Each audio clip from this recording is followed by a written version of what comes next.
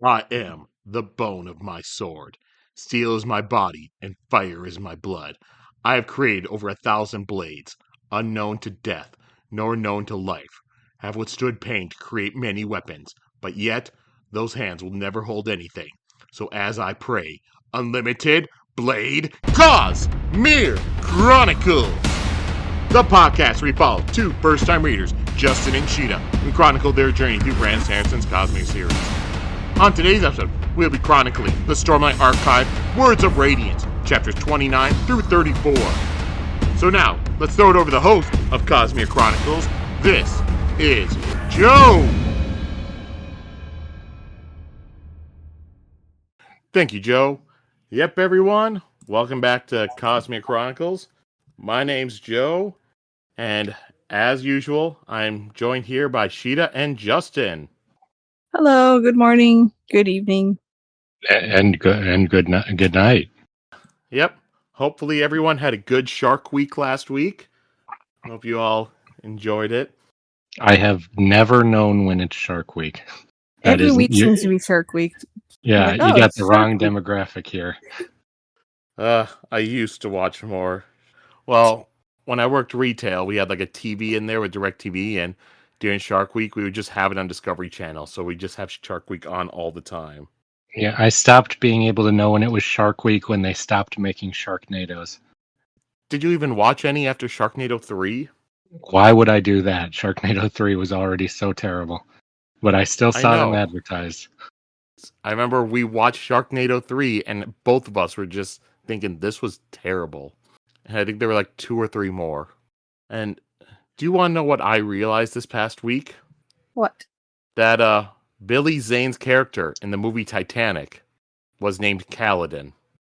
Oh yeah, I remember. Yeah, I watched that after we read the books, and yeah, they call him Cal in there too. That's true, and he had a very similar character. Yeah, he just wanted to be loved. He just wanted to protect those around him. That's all. And the main female character in there has red hair, so you know what? I think that's I think that's going to show that Jack, Kaladin, and Kate and Rose is going to be exactly the same as, you know, Adolin, Kaladin, and Shallan. Mm-hmm. Brandon took its inspiration from Titanic. That means Adolin will also be a dirty street rat who deserves to drown in the boat. I think we can all agree. Oh yeah, he's from Wisconsin. Mm-hmm. Disgusting. I do not agree with any of these comments. Locked below with the other rats. Stop! I'll run away from you. Hey! I'd rather be a rat queen than girl, Sheta. What's that? He was a hero. He saved exactly as many people as Rose did, or as Jack did, and he survived while doing it. Therefore, he's superior. What, Billy Zane? Mm-hmm. Hell, I have a child, and he saved that girl. He immediately dumped her onto another lady. Yeah, but she still survived. He protected a girl who could not protect herself. Mm-hmm. I'm saying that if we're just going by pure whatever word I'm trying to say, Jack and Billy Zane are exactly as moral in that book because they saved the same amount of people. You cannot argue with that. You might even say he was better because Jack loved the girl that he saved. Exactly. He didn't even care about the girl he saved. Yeah. So that makes him more heroic. You're right. Yep. Mm-hmm. All right. Well, we'll leave it at that, everyone. Remember, Billy Zane's character in Titanic was truly heroic and worthy of being a windrunner. Mm-hmm. And we'll move on to our random question for the week. This is one that was given to us by the RPG Chick. I have what may be an interesting question, since I've been wondering what your background is with books like this. So, what are your 5 favorite fantasy and or science fiction novels with a proviso that each book must be from a different author?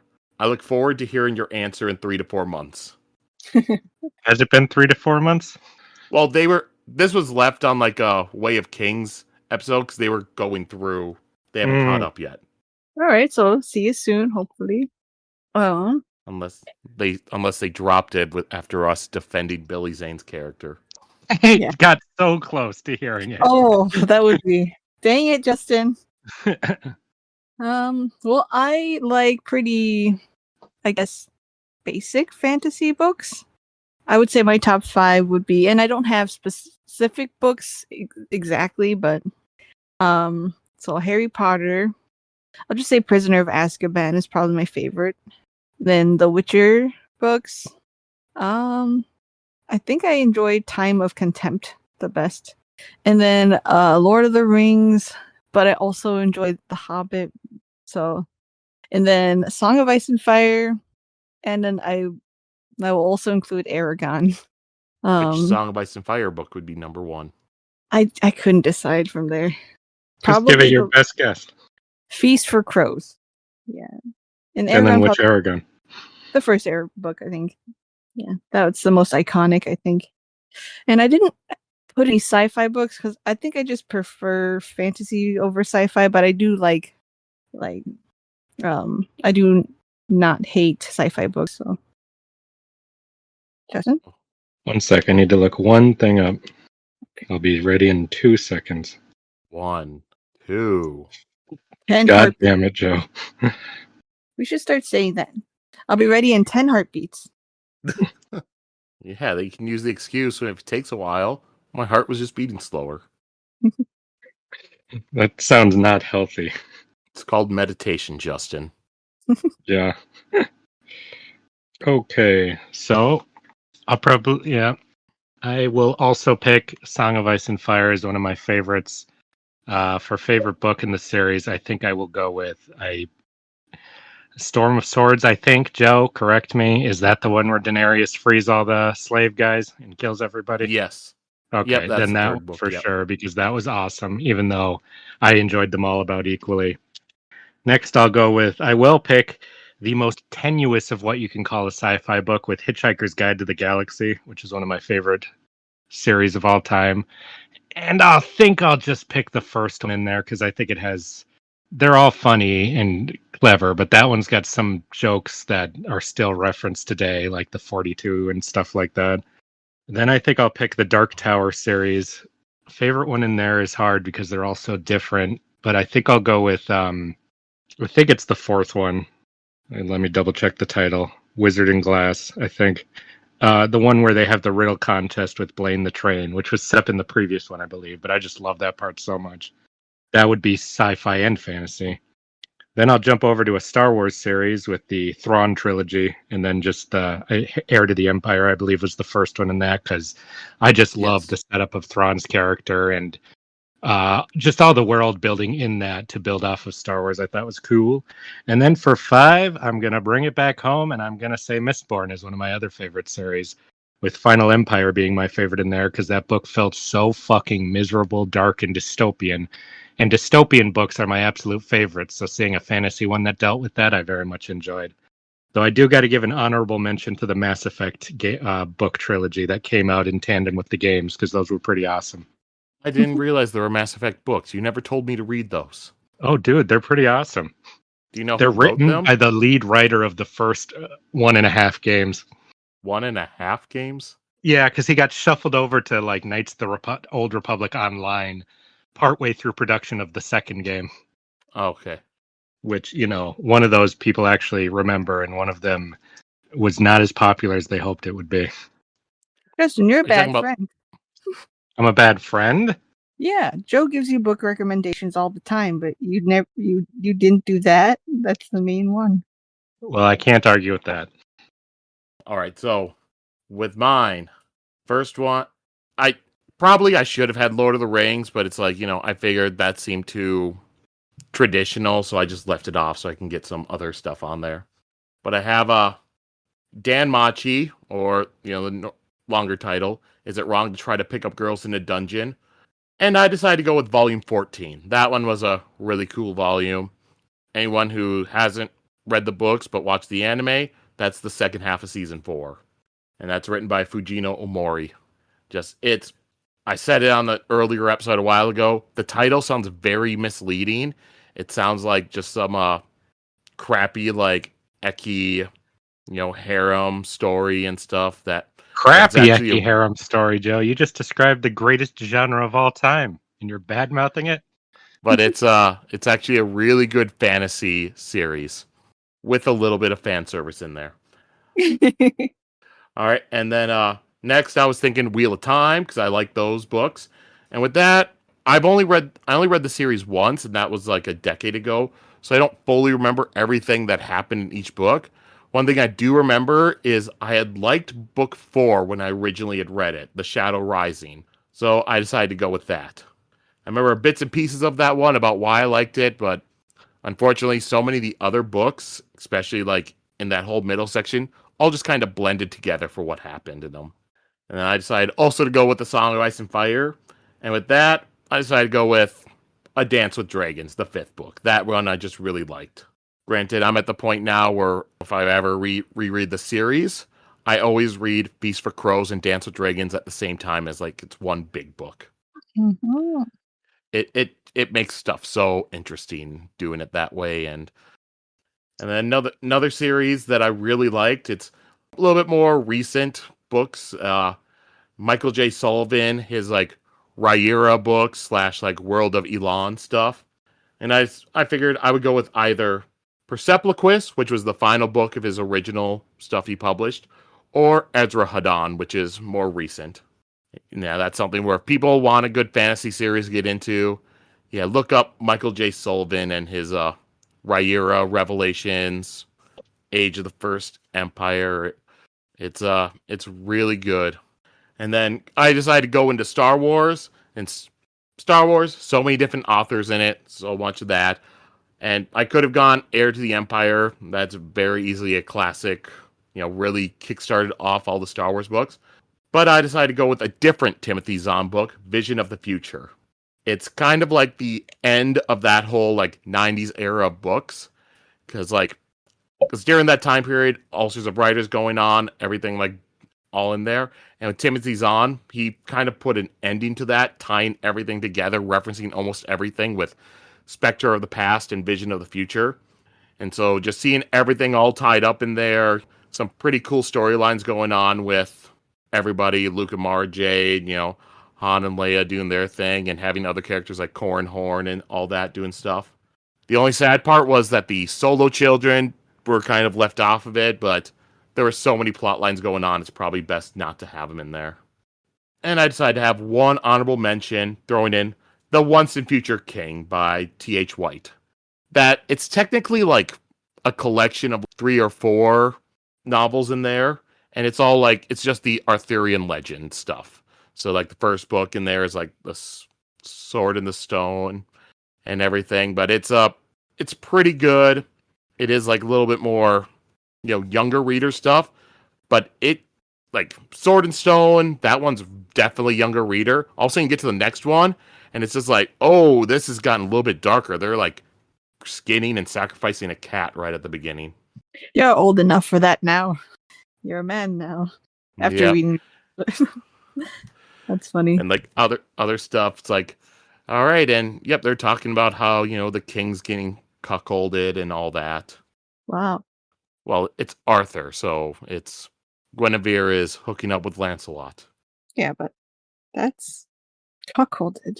It's the proper term. All right. So that's all our fantasy, mostly fantasy, maybe a little bit of sci-fi in there if you consider Star Wars sci-fi. But yep, there's that. Yeah, good question. But now let's get into back over to Brandon Sanderson with first a recap of last week's chapters, and it's Justin's turn. Shallan met a con artist, and she's learning under her and quite trusting of her, and they're traveling. Some of the men on her band are warming up to her. It seems like they're not eager to betray her anytime soon, and especially ones like Gaz seem really into redemption, even though he's worried that he's not worth it. Kaladin did something, and I assume somebody else did something too, and that's my recap. Well, Adolin met somebody from another story arc. Adolin did, not Kaladin. Yep, Adolin met somebody. What did Adolin mean? Somebody who wears shard plate. Woman in shard plate. Oh yeah, she met one of those Yeah. Okay, yeah. He was fucking up a bunch of people on the battlefield, and then I forget her name, pulls off her mask, and she's a woman underneath, and he's all shocked and perhaps a little turned on. I think that was in the subtext. And she wants to reach out and speak to Dalinar. He questions her why they've been just attacking them, why they didn't try this sooner. She said times changed, and he's like, my father will want to hear of this. And Kaladin learned how to ride a horse. That was Kaladin's thing. And then he met Shallan, unless that was the previous chapters. No, that was these ones. And Shallan did a very, very insensitive portrayal of a rock eater. And I was mortified. Horn eater. Well, I guess I'm the one who should be in trouble then. No, you were just describing a cannibal horn eater. You're right, I was. Justin, you don't know how hard it is for when I heard you say earlier, yeah, and then, Ishni wanted to reach out, to not say, and touch faith. There's no reason to do such a thing. Whenever I hear someone just say reach out, I just really want to add and touch faith. I'm gonna trigger you on that all the time, like that South Park episode where if they start that "Come Sailing Away" song, he has to finish it. I'll try to work "reach out" into as many sentences as possible now. Yeah, but at least I don't have to sing an entire Depeche Mode song. Oh, I'll make you regret it. All right. And so, that was last week's chapters. So now for this week, we went through and we read chapters 29 through 34, which ended part 2. So, once again, I'm going to ask you two, how'd you feel about these chapters this week? I feel like the book fucking finally started. That's my opinion. I was getting to the point where I'm like, okay, I guess this entire second book will just be people walking around setting up a third book. So when the story finally, things finally start coming together and starting with things they've been teasing since last book, I'm like, fucking finally. Yeah, I think it felt in the same vein as kind of the end of the last group of chapters where we just like suddenly have all this stuff happen. Like suddenly Shallan meets Kaladin, and then suddenly like more things are revealed or happen, and it starts really rolling and stuff. So, and then they end the part. So I wonder if it was just to end the part. So I don't know. I'm excited to see though. I hope it keeps going. Nope, cut to an entirely new cast of characters now. I mean, 100 years ago. Oh goodness, no. What is it going to be that? No, the rest of the book's just about that woman on the turtle learning to be a salesman. Oh no. Not to be mean, but that's my least favorite character. But she got like a little crab dragon last time. I don't care about the crab dragon. Then the rest of the book is about Balat rising to king of those lands. Would you read that? Yeah. Yes, I would. That's exactly what I'm hoping will happen. Crab legs. Mm-hmm. Honestly, as everyone's being killed, I'm really hoping that he will ascend to the throne. That's my hope for this series. And Shallan will be like, "Oh, well, they're fucked." Well, at least that would be. People need to die for him to rise all the way up to the absolute top. How many people are in the line of succession before him? Shen's working on it. Yeah. Who? Shen. The Parshman that's on Kaladin's bridge crew? What's his name? Oh, not Shen. Shin? The Shin assassin. Zeph? Zeph's working on it. Yeah. You just spoiled it. Shen is working on it, Sheta. Oh my god. That's why Joe was so shocked. He's like, how could you possibly call that he was the Dark Lord all along? Yeah, I'll have to say, like, with how these chapters went, in a different book, this would have been the climax where all book and then just Zeth shows up at the end of the book. Yeah. Yeah, I was not looking forward to that. At a certain point, that's what I was expecting. So I'm glad that is not what happened. Yeah. I mean, I hate when the cover of a book or of a story, a movie, or a book is the climax of it, because I feel like they just gave away the whole book on the front. Now I don't know exactly what's going to happen, so that's more fun. And it's something where myself personally, I have tried to not mention or bring up Zeth or the Assassin in White throughout the book so far, unless it was brought up in the text, Because I wanted you guys to kind of forget about him, and then he just suddenly shows up. Oh, I did not forget about him. I've been expecting him to show up any second. Yeah, his presence is ever looming. Mm-hmm. We know he's coming. But yeah. But you mean you're not asking every chapter, so when do you guys think Zeth is going to show up? Yeah, What's your pretty theory much. on what Zeth is doing right now? Mhm. I'm also surprised you guys weren't asking where's Zeth, because Justin was asking where's Gaz every I was every asking other where episode. Gaz was because he just disappeared, and then they asked where's Gaz, and they're like, don't worry about it. With Zeth, they're like, you're going to go kill everyone. So I'm like, okay, he's killing everyone, and he'll eventually show up. So that's totally different for me.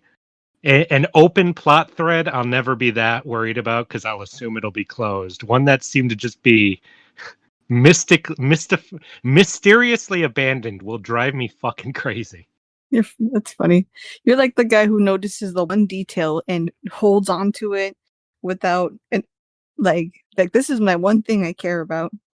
Well, because I'm like, no way a writer who's this caring of his characters is just going to abandon one and make a big deal out of abandoning them.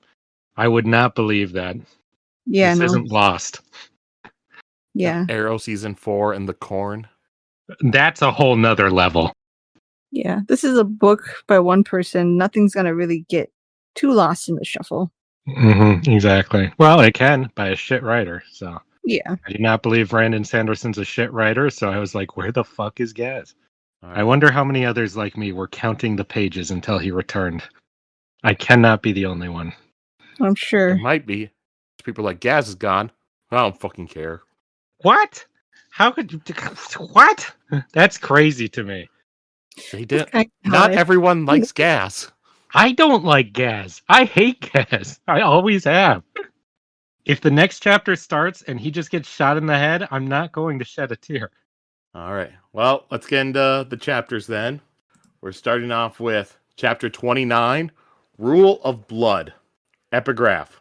Art form for colors beyond our ken. For its grand songs we yearn. We must attract creation spren. The songs suffice till we learn. From the listener's song of revision. 279th stanza. Man, you want me to like a people who have to attract creation spren in order to create and be intelligent or to be ingenious like that? I just can't support that. That's too, I don't know. That's inhuman, which they say they are inhuman later in the song thing or in the poems. But it's just, I already barely value people who can't be creative. So an entire group of them that can't, I have a lot of trouble. We need another chapter with them, or else I'm going to get more militarized against them, I think. I think it's very interesting that they work like that. They're trying really hard to be human. Well, I think it's interesting how a virus works. That doesn't mean that I support it existing. I find it interesting how, wolves hunt so well that they can pretty much take anything down. I don't want any wolves in my neighborhood. That's all I'm saying. I think that came off worse than I meant it to. I just don't want to live by any Parshendi, okay? They can stay over there. Where are you living? The mountains? I'm just saying, if any Parshendi move in, we're going to be enacting the rule of blood. That's all I can say. Man, talking about wolves, did you ever watch that Liam Neeson movie, The Grey? No.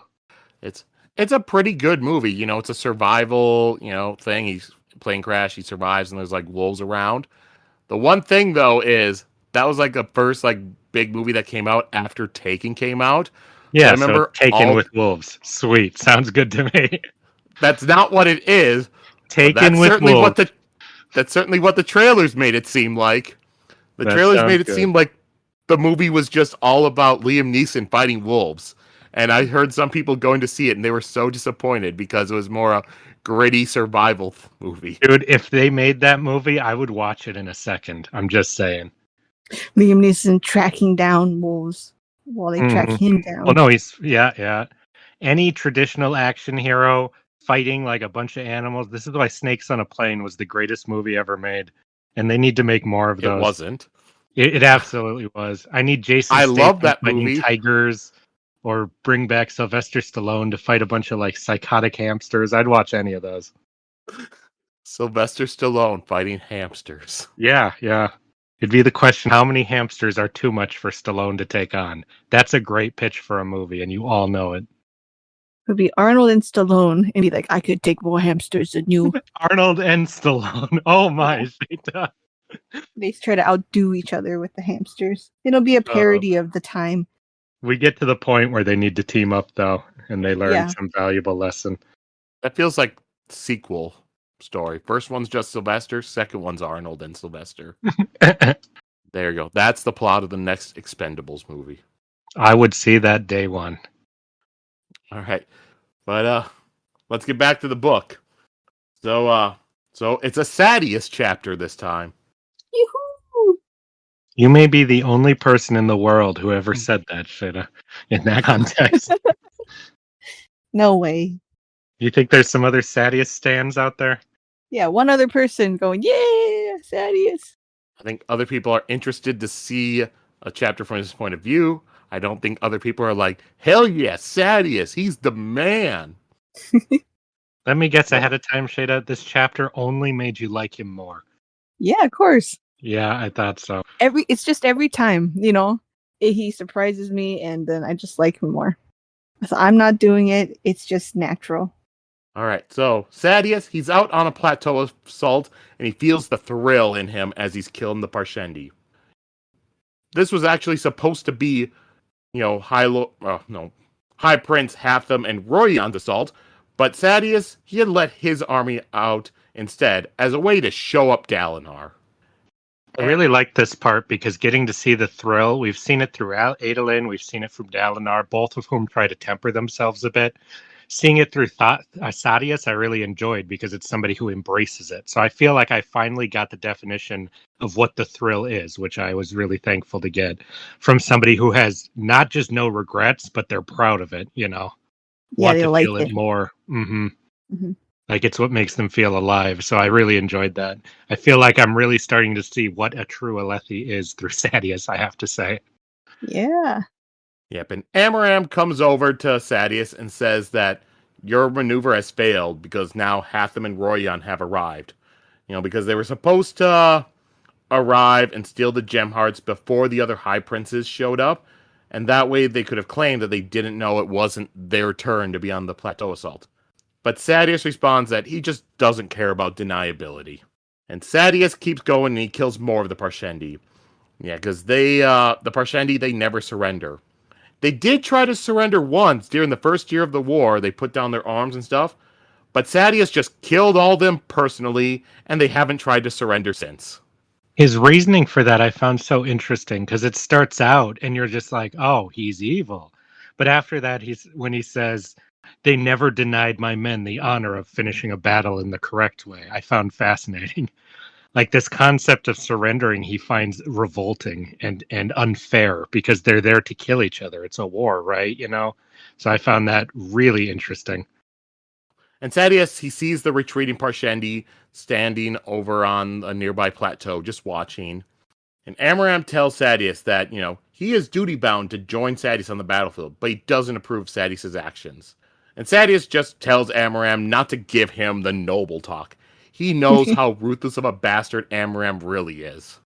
I love this. This is Sadius being like, shut the fuck up, Amaram. I know you. Oh, so cool.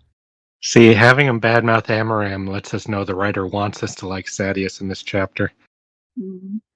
And Amaram says, there's more to this world than your squabbles, and Alethkar needs to be strong for what is coming. Amaram asks Sadius if he ever worries about what they do. Sadius responds that he gives the wretches a chance to die in battle for something worthwhile. He has learned to accept the world for how it is. Sadius leaves, but he knows that Amaram will stay loyal to him.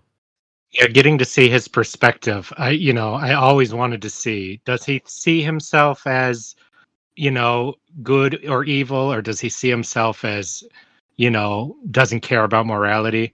This idea that he actually believes or cares about the Alethi concept of dying in battle being of value means that he may be one of the most honorable men we've seen so far in his own mind. Would That's you agree with that, exactly Sheta? what I've been saying. When we All I saw that needed to first kind of know was few, why he thinks that sending these innocent random people to their deaths is good. But if he believes that dying in battle will allow you to move on to the Alethi Valhalla, basically, then I'm Mhm. like, he may be a little more, not quite a zealot, but a little more dangerous in his own beliefs than I think I realized initially. Yeah, the first time we saw his kind of internal thoughts about the betrayal and stuff, I saw that he is following his own logic and his beliefs. Like, this is Mm, not evil. It was just he felt he had to because he doesn't know any of the stuff Dalinar knows, and he's kind of like, "What are mhm. you doing? This is, you know." And having him hate this war as much as Dalinar does gives me a little respect for him because this is not a real war. Mm-hmm. So he actually craves the same thing Dalinar does, which is a real war defending against an impossible enemy. So I'm really thinking he's going to wind up being on our side in the end now. I know he is. The fact that he's still Yeah. around, I know he is. I said it. He's just misunderstood, and if he knew what they were trying to do, he would be on board for sure. Yeah. I don't know about that. Mm-hmm. Once he sees like how badass Kaladin is and how they're trying to do like actual fighting and stuff, he's gonna be like, "I'm in." I don't know. I think a part of him may have a pride that will be difficult to overcome. So I'm not totally convinced. A pride. Mhm. As long as he gets to fight with honor and be a badass and fill that void he's been I'm needing, just saying. I'm just saying. he's gonna be there. Men like that value one thing, and if that's in there, then they'll do it.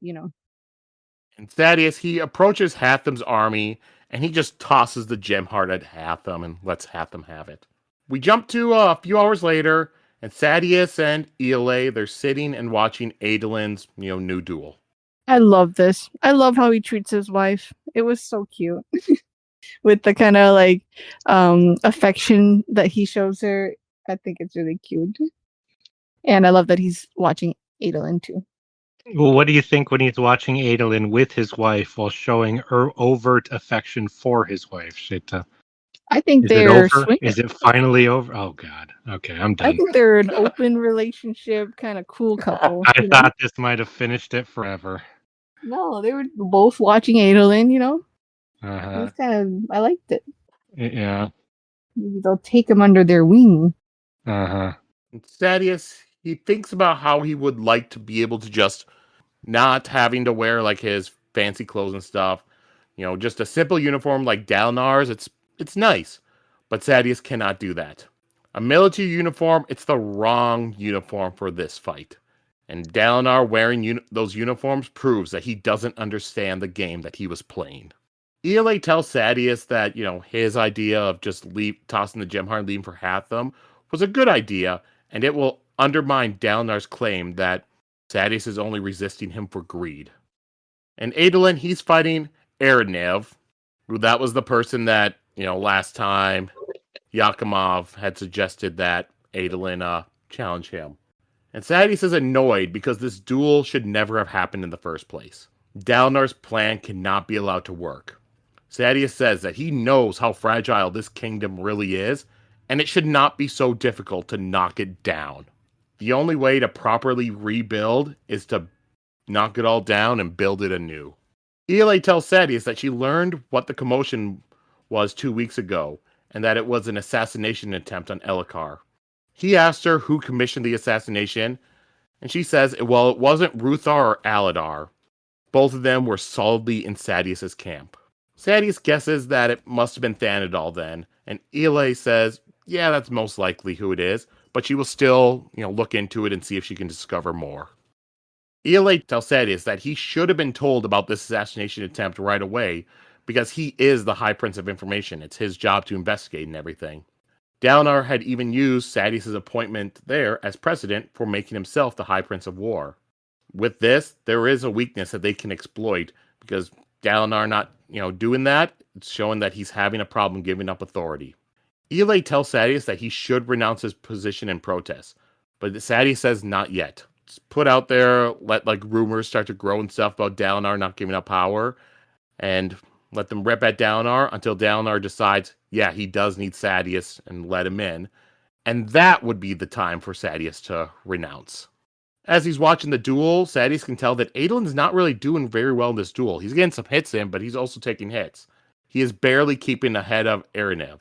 And then Sadeas realizes that Adolin is purposely hiding his real skill. He's making it look like a long, drawn-out, close fight. But all the hits Adolin were taking were very specific ones that would not cost him to lose. And then eventually he does beat Aranev, but he was able to make it look like beating him was just being lucky. And Sadeas thinks that, Adolin's a duelist, and he could be goated. And he tells Ialai to stop discouraging people from dueling Adolin. He wants to see if he can get Adolin up to Cliff's edge, and then shove him off. And that's the end of the chapter. I'm glad Adolin changed his strategy. I was so annoyed when he decimated the guy last time. I'm glad he's cleverly hustling him like this. Because I want Adolin to win like 50 shard blades so bad. Yeah, that would be cool. Just a pile. I'm just saying. Oh God, what are you saying? That needs that much buildup. I'm scared. It's not buildup. It's not buildup. I'm just thinking that, I kind of let my Adolin and Sadeas rest a bit, but and then I get chapters like this where he like goes out of his way to go see Adolin fight, and then now he's kind of thinking, the Adolin's... fuck are you talking about? I let it go, but I get chapters like this where the subtext so clear. There's no subtext here about that. Like that. It's just interesting that he's still very interested in Adolin, which is like your friend's son. Like it's kind of like Adolin's one of the most interesting people in the camp. He's doing one of the most interesting things anyone is doing. Everyone came to watch this fight. That's because Sadeas is aware of what Dalinar's plan is. He even said that Dalinar's plan cannot be allowed to succeed. That's why he's watching Adolin, because he knows that they're going out of their way to try to take the shard blades and shard plate. Yeah, but do you got to go see the fight? Like, Why not? What are you talking about? There is no evidence. There is no implication of any of that. I thought this was the chapter that would finally kill that, but apparently it's only given it more fuel somehow through Sheta's lust-fueled insanity here. We got to get some fucking romance in this book. Jesus Christ, get Shallan here, because Sheta's going crazy. We did get romance. It was between Sadeas and Ialai. We had multiple, we couple paragraphs. We got to get some will they, won't they romance specifically, because Sheta is exploding here. She's gonna say something horrific. Okay, well, I just think I really liked his inner thoughts about how he's not as young as he used to be and stuff, and he feeling a little bit, just thoughtful about stuff like that, and then just seeing Adolin do what he used to do and stuff like that, just getting him all in his feelings and stuff. Yeah, but that is excellent observation. Excellent point. Very interesting. No romance there at all. That's all I have to say. I think it's very interesting. That's all. I will keep it in the back of my mind. No, you won't. Elhokar was there watching the duel too. Is he in love with Adolin? That's his cousin. Can't argue with that. Yeah, except for I also don't say it. I don't even want to hear. Whatever it is, I don't want to hear it. I say that I've done Adolin and Yasna and Dalinar, suddenly I draw the line. Okay. Let's anything else from this chapter you two want to go over? I really liked Sadeas in this chapter. I liked his character. I liked his reasonings for things, I think it's really interesting because, they, seeing the Alethi through what we would perceive as a negative one, I find very fascinating because from their perspective, obviously, this is their culture. And Dalinar is actually a really shitty Alethi from what we've learned about them. He wants to bring them to a better place, but it seems like no, what I'm trying to say is it seems like everyone is a shitty Alethi from what we were described in the first book, except Sadeas. And I think that's very fascinating. Yeah. I'm really glad we're getting his POV. Well, also, I think what it is, too, is how, like, their culture has changed. Because Dalinar, he wants to bring him to what he has seen that Alethkar and what the Kingdom was before Alethala was before compared to what it is now. Yeah. What were you going to say, Sheta? Nothing important. I wanted to hear. I thought his description of the thrill was very sexy. Justin, you should have just let it be. That's funny. I do also like seeing that, he does seem to really believe in the hierarchy that they have as well. Like, he does believe that those are lesser than him because he has a higher role in society. It's always interesting to see that perspective from characters who are benefiting from it. Because, you just think, oh, they just believe this because it benefits them. But when they've got all these other feelings and things added in, I find it very, very interesting to get that, because you still see them as a bad guy, but you see the society that created that, what, the people below them would refer to as a bad guy too. So I think that's really fun to see. So we all agree Sadeas is the best.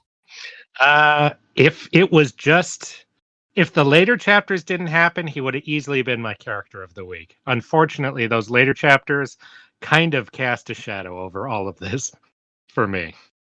Okay, so the title of this chapter was Rule of Blood. Why do you believe that was chosen for the chapter title? Because they who make the most blood rule. Probably that's Sadeas's mantra. If that was his mantra, he would have said it. He doesn't say it. It's in his head. Touche. All right. Well, then we'll move on to our next chapter, chapter 30, Nature Blushing. And the first thing we had was another bit of artwork, which this would be a page from Shallan's sketchbook of her drawing like the plant life and stuff that she saw in this chapter. Should we be worried for Shallan because somebody's tracked her movements? It seems like maybe somebody keeps collecting all of her random shit, Like, does she have a stalker who's going through her garbage and just grabbing everything? She definitely has a stalker. Then it's like the Dark Lord or something. Yeah. One thing I do like with this little artwork is in the lower left, there's a little picture of Gaz there. Let me see. Why does he look like Bruno? That's not how I imagined him. That's really funny. All right, so epigraph. 'Tis said it was warm in the land far away when Voidbringers entered our songs. We brought them home to stay, and then those homes became their own. It happened gradually, and years ahead 'twill still be said 'tis how it has to be. From the Listener's Song of History's 12th stanza. That's what I'm saying, man. What's what you're saying? All of that. That's why they suck. They bought these Voidbringers in, ruined everything, and now they justify it all these days later. Then they sing about how that was a bad thing, and I, that they still do that. You know what? Was it the people with the creative thing who wrote these things? That's interesting because they've lost it now, But somebody would have to be creative to be writing these little oral poem histories, right? But then they do just sing as their nature, so maybe not. Maybe that's natural to them. I don't know. Yeah. Is singing creative or is it just... Well, writing a song would be creative, Okay. But again, they do sing kind of naturally, so that's interesting. Chapter begins and Shallan, she looks in wonder at the colorful plant life that she sees. Tyn's not impressed by it. And Shallan has Makat detour the caravan so that way she can see the plants up close. When they arrive, Shallan's just smiling as she walks towards the plants. It's almost like a garden here. And she takes our sketchbook and she draws a quick prayer in the name of Shalash, Herald of Beauty, Shallan's namesake. While Shallan's going around the plants, Gaz comes up to her and asks if she could draw him like she has done with the others. She agrees, and she, what we saw with Bluth, she draws a portrait of himself looking a little bit more heroic. He was the sixth man that she has done this for. She has been encouraging this from the men, just anything to remind them what they could and should be. And she thinks about herself. What did she want to be? She looks at those different sketches of herself that she had made a couple chapters ago, Which one did she want to be? Could she be all of them? Botha was watching Shallan, and she tells him to stop frightening her plants. He tells her that Macabre says they will stop for the night, and then he leaves. And Pattern says trouble. Shallan begins sketching the plant life around her. She just goes on, draws, and then she pauses when she notices what she has drawn. It's a rocky shore near the ocean, with people helping one another out of the water. And she swears that one of those people that she has drawn looks like Yalb. See, I told you she feels guilt for knowing that she's responsible for them all drowning. I think she had a crush on Yalb. What? Yeah, since book 1, I feel like. What? Also, she was checking out the sailors and it was Yalb. But also I think that maybe they're still alive. That's all. Yeah, it's okay. So it's either she has a guilty conscience about them all dying, survivor's guilt, or she has a vision where she can see things that are happening, or she has a crush on Yal. It's one of those three. I said it could be both. Both things. No, it's one of the three. Shallan wishes that they were alive, but she would probably never know if they were or not. And she just begins drawing whatever came to her mind, and she winds up drawing a woman that's kneeling over a body that's made of either like wood or stone, and hitting it with a hammer and a chisel. And Shallan wonders, why did I draw this? Well, if she's got visions, then I think we can only assume it's Yasna on the other side pummeling some kind of god sprint to death so she can appear later. I think we can all agree with that. You don't think it could be anybody else that's destroying a statue? Nope. Absolutely not. Nope. That's the only possible thing it could be. You mean the Yasna, people who's that we saw? carrying around a giant hammer. We saw people destroying a statue in this exact way. I think you're incorrect, Sheta. I think mine is Okay. the only one that makes sense. Please go forward with your silly little memory of some kind of thing like this happening that never happened. But Okay, we'll sorry. all know the truth. For the audience, though, why don't you go into it? No, it's okay. It's probably Yasna. She's still alive and she's trying to get back to us. Mm-hmm. Trying to get back to us. No, though, actually do go over that. Just what I said. She might be tapping into our epilogue or our shorts about other people. The one hot burglar girl with her 2 bumbling sidekick guys. I forgot about the bumbling sidekicks. Yeah. Well, that was where we first learned about that thing was, used to teach us about the old magic and the Night Watcher. Mm-hmm. Mm-hmm. It was becoming late, and Tyn tells Shallan that her drawings are nice, but she should spend time practicing forging signature. She says that they will find a way to give Shallan a taste of realism. And Shallan tells Tyn that her life has not been one of non-stop blossoms and cake. Where Joe misspelled that, and it says blossoms and sake. Nice. Cherry blossoms and sake. Get your head out of the anime, Joe. Yeah, that's what it was. It's not just me accidentally hitting a nearby letter on the keyboard. No, it's what your most spelled words are. Tyn says that Shallan may think that her life has been, harder, but what she's training for will require her to do very difficult things. Shallan says that Tyn barely knows her, so how can she be certain of what Shallan has done? And Tyn says, well, it's because Shallan isn't broken. Oh my god. Okay, I have to have it put in my note about Tyn right here. That Tyn is this type. She's cool. She's a little older.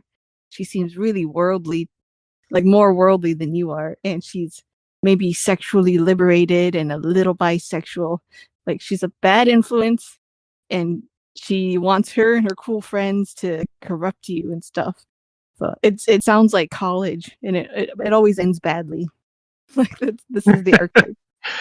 Is this like a movie stock character you're describing? Yeah, she's probably dressed all cool, like kind of like punky and slutty and stuff. Maybe has red hair. I do not imagine her being dressed slutty, but I can imagine her being the type that if my daughter's going out, I'd be like, I don't want you hanging out with that Tyn woman anymore. Yeah. Uh-huh. Yep. She's gonna show her the world in the underground with all her street knowledge and stuff like that. It always ends with someone getting shot or overdosing on the drug you guys are all doing. So or getting stabbed with a shard blade. Yeah. Well, doesn't it end with everyone commits a crime and then they leave you behind to take the fall as they all run away, right? Yeah, yeah. Yep. They're not your real friends. Then you miss your Uh-huh. family and your mom and your your people who were there for you day one. Shallan tells Tin that, she could be just faking, not being broken. But Tin points out that you draw criminals to turn them into heroes and you dance around in flower patches with a sketch pad. No matter how bad she thinks that she had it, it's going to get worse. And Tin doesn't know if Shallan can handle it. In a little over a day, they will arrive in the Shattered Plains, so this is her last chance to back out. Shallan, she wonders what she will do about Tin when they arrive in the Shattered Plains. But Tin does know people who could be very useful to know. And Shallan tells Tin that she is committed to the plan. So Tin asks Shallan, alright, what is your plan that you've been keeping so secretive? Shallan tells her that Dalinar's son is betrothed to a woman from Yakaved, and Shallan kind of looks like her. So she's going to introduce herself to Dalinar and set up in his household. Tin tells her, no, that's no good. Doing that will put you into Colin's debt. Shallan will instead need to set up at an inn somewhere in a different war camp and act self-sufficient. Maintain an air of mystery and don't be too easy for the sun to capture. I didn't want to see this, so I'm glad it wasn't going to happen. It's funny. I completely agree because when she's saying all this stuff and she's implying, "Oh, I'm going to keep teaching you the ropes," my exact feeling was the same. I'm like, "No, I think I've seen enough of this here. I don't really want to watch a whole comedy of errors where we watch her try to do this or that, and Adolin gets this and that, and she keeps teaching her lessons." And I just thought it would be completely boring as well. So I think it's funny you say that. Tin asks her, which son is it? And Shallan answers Adolin. Tin says, well, Adolin, he is a flirt by reputation, and Shallan feels a spike of concern from this. Tin says that Adolin will never express interest if Shallan doesn't appear somewhat unobtainable. Shallan says that will be kind of hard since they're already in a causal betrothal. Tin tells her that they'll figure this out. I don't know if that's true because it seems like any time that some woman is like too hard, Adolin just gives up and is like, "Yeah, like women, huh?" And then just winds up with some other girl instead. So if she's all difficult, I worry he'll just be like, "Father, she's too difficult. I don't want to marry her." I'll be like, "Well, I guess it's happening again." But the women also are kind of coming up to him and trying to date him. Like Danlin, she had been in the war camp for like less than a day, and she already had been like talking to him. Yeah, and what'd she do? Like one time get moderately annoyed with him, and then he's like, "Whatever," and then just leaves. That's the vibe I get from him. We've never seen how things go south, so I'm so curious to find out through Shallan. I don't know what kind of guy he is around women exactly. We've only seen it a couple times. We know that he doesn't understand why a woman would be upset that he brings her to a murder investigation, so who knows what he's like. And Shallan, she's thinking and wondering what's going to happen with the betrothal. Yasna was the one pushing for it before, but she's no longer around. And Shallan doubted that the rest of the Colin family would be determined to have a nobody Vaden girl marry into the family. But if the betrothal ended, then that was it.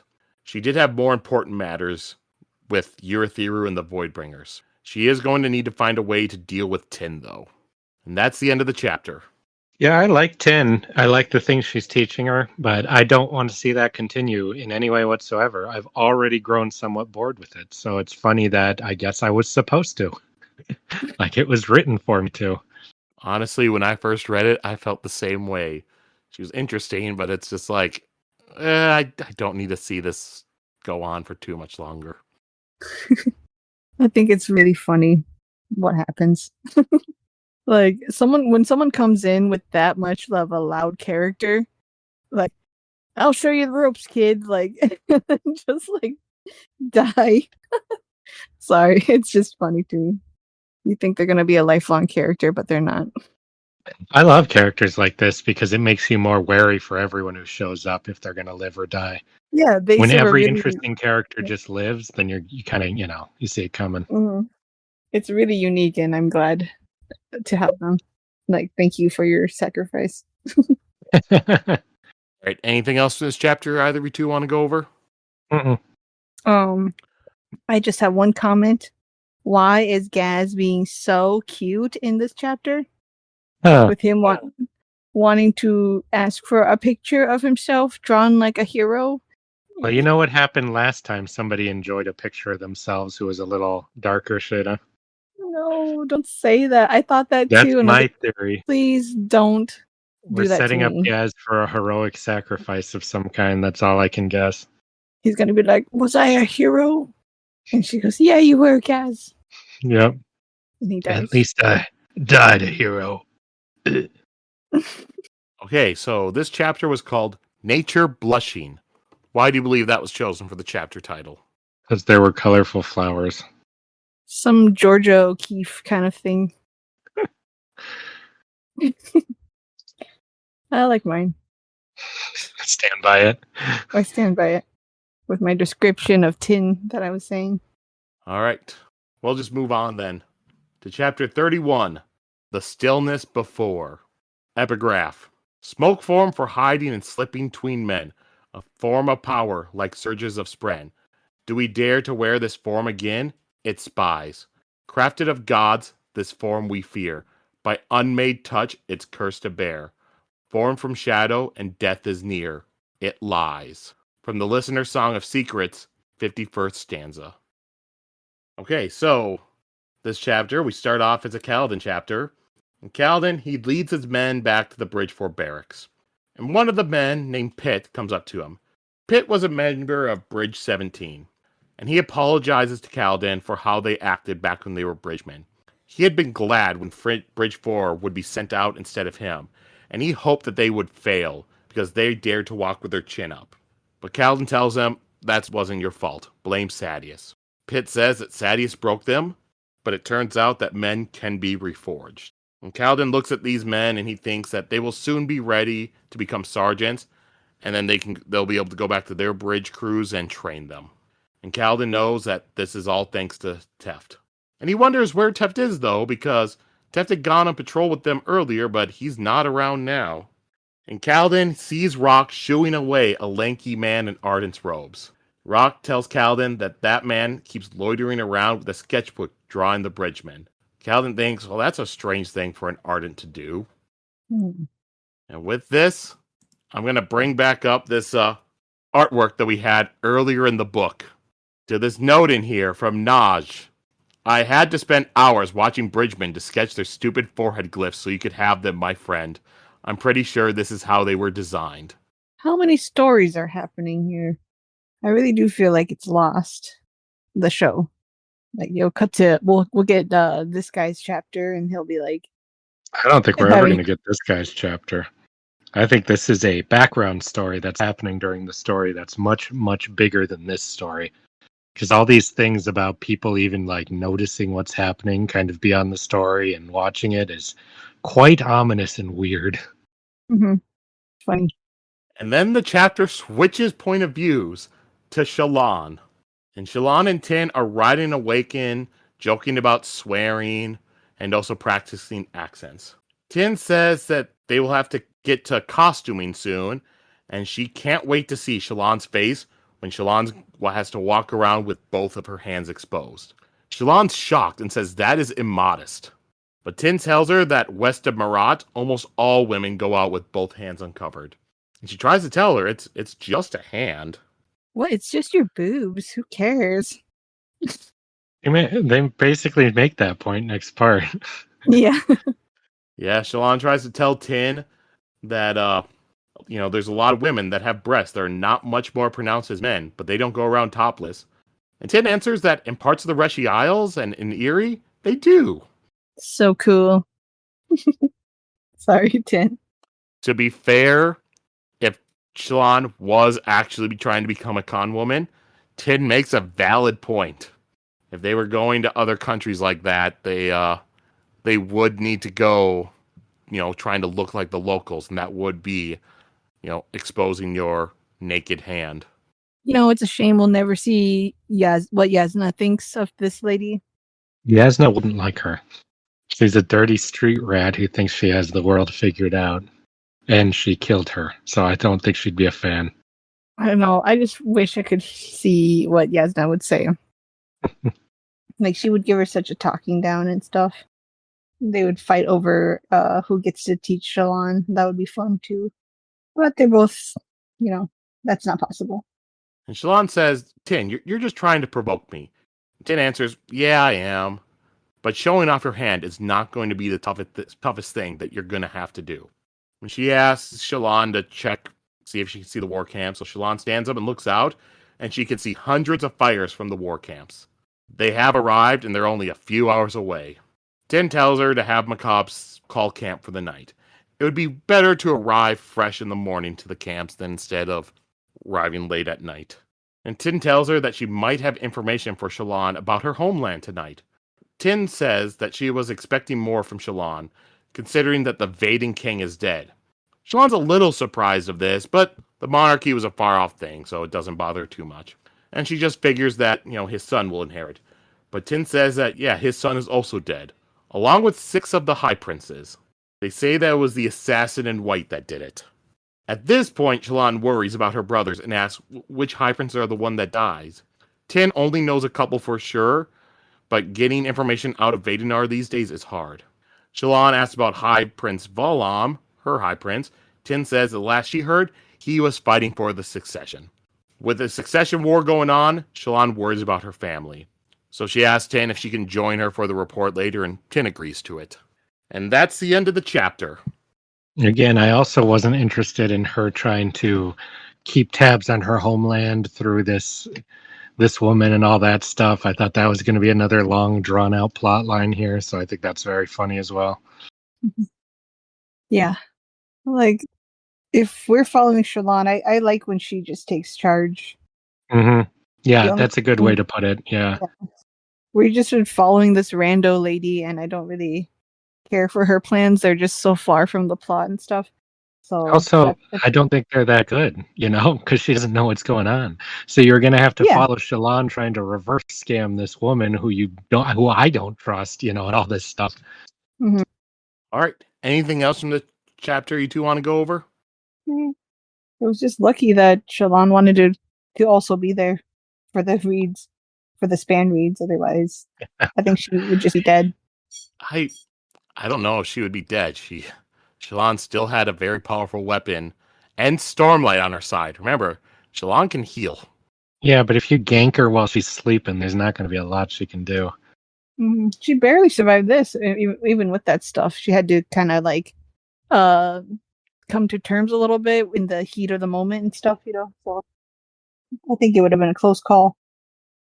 All right, so the title of this chapter was The Stillness Before.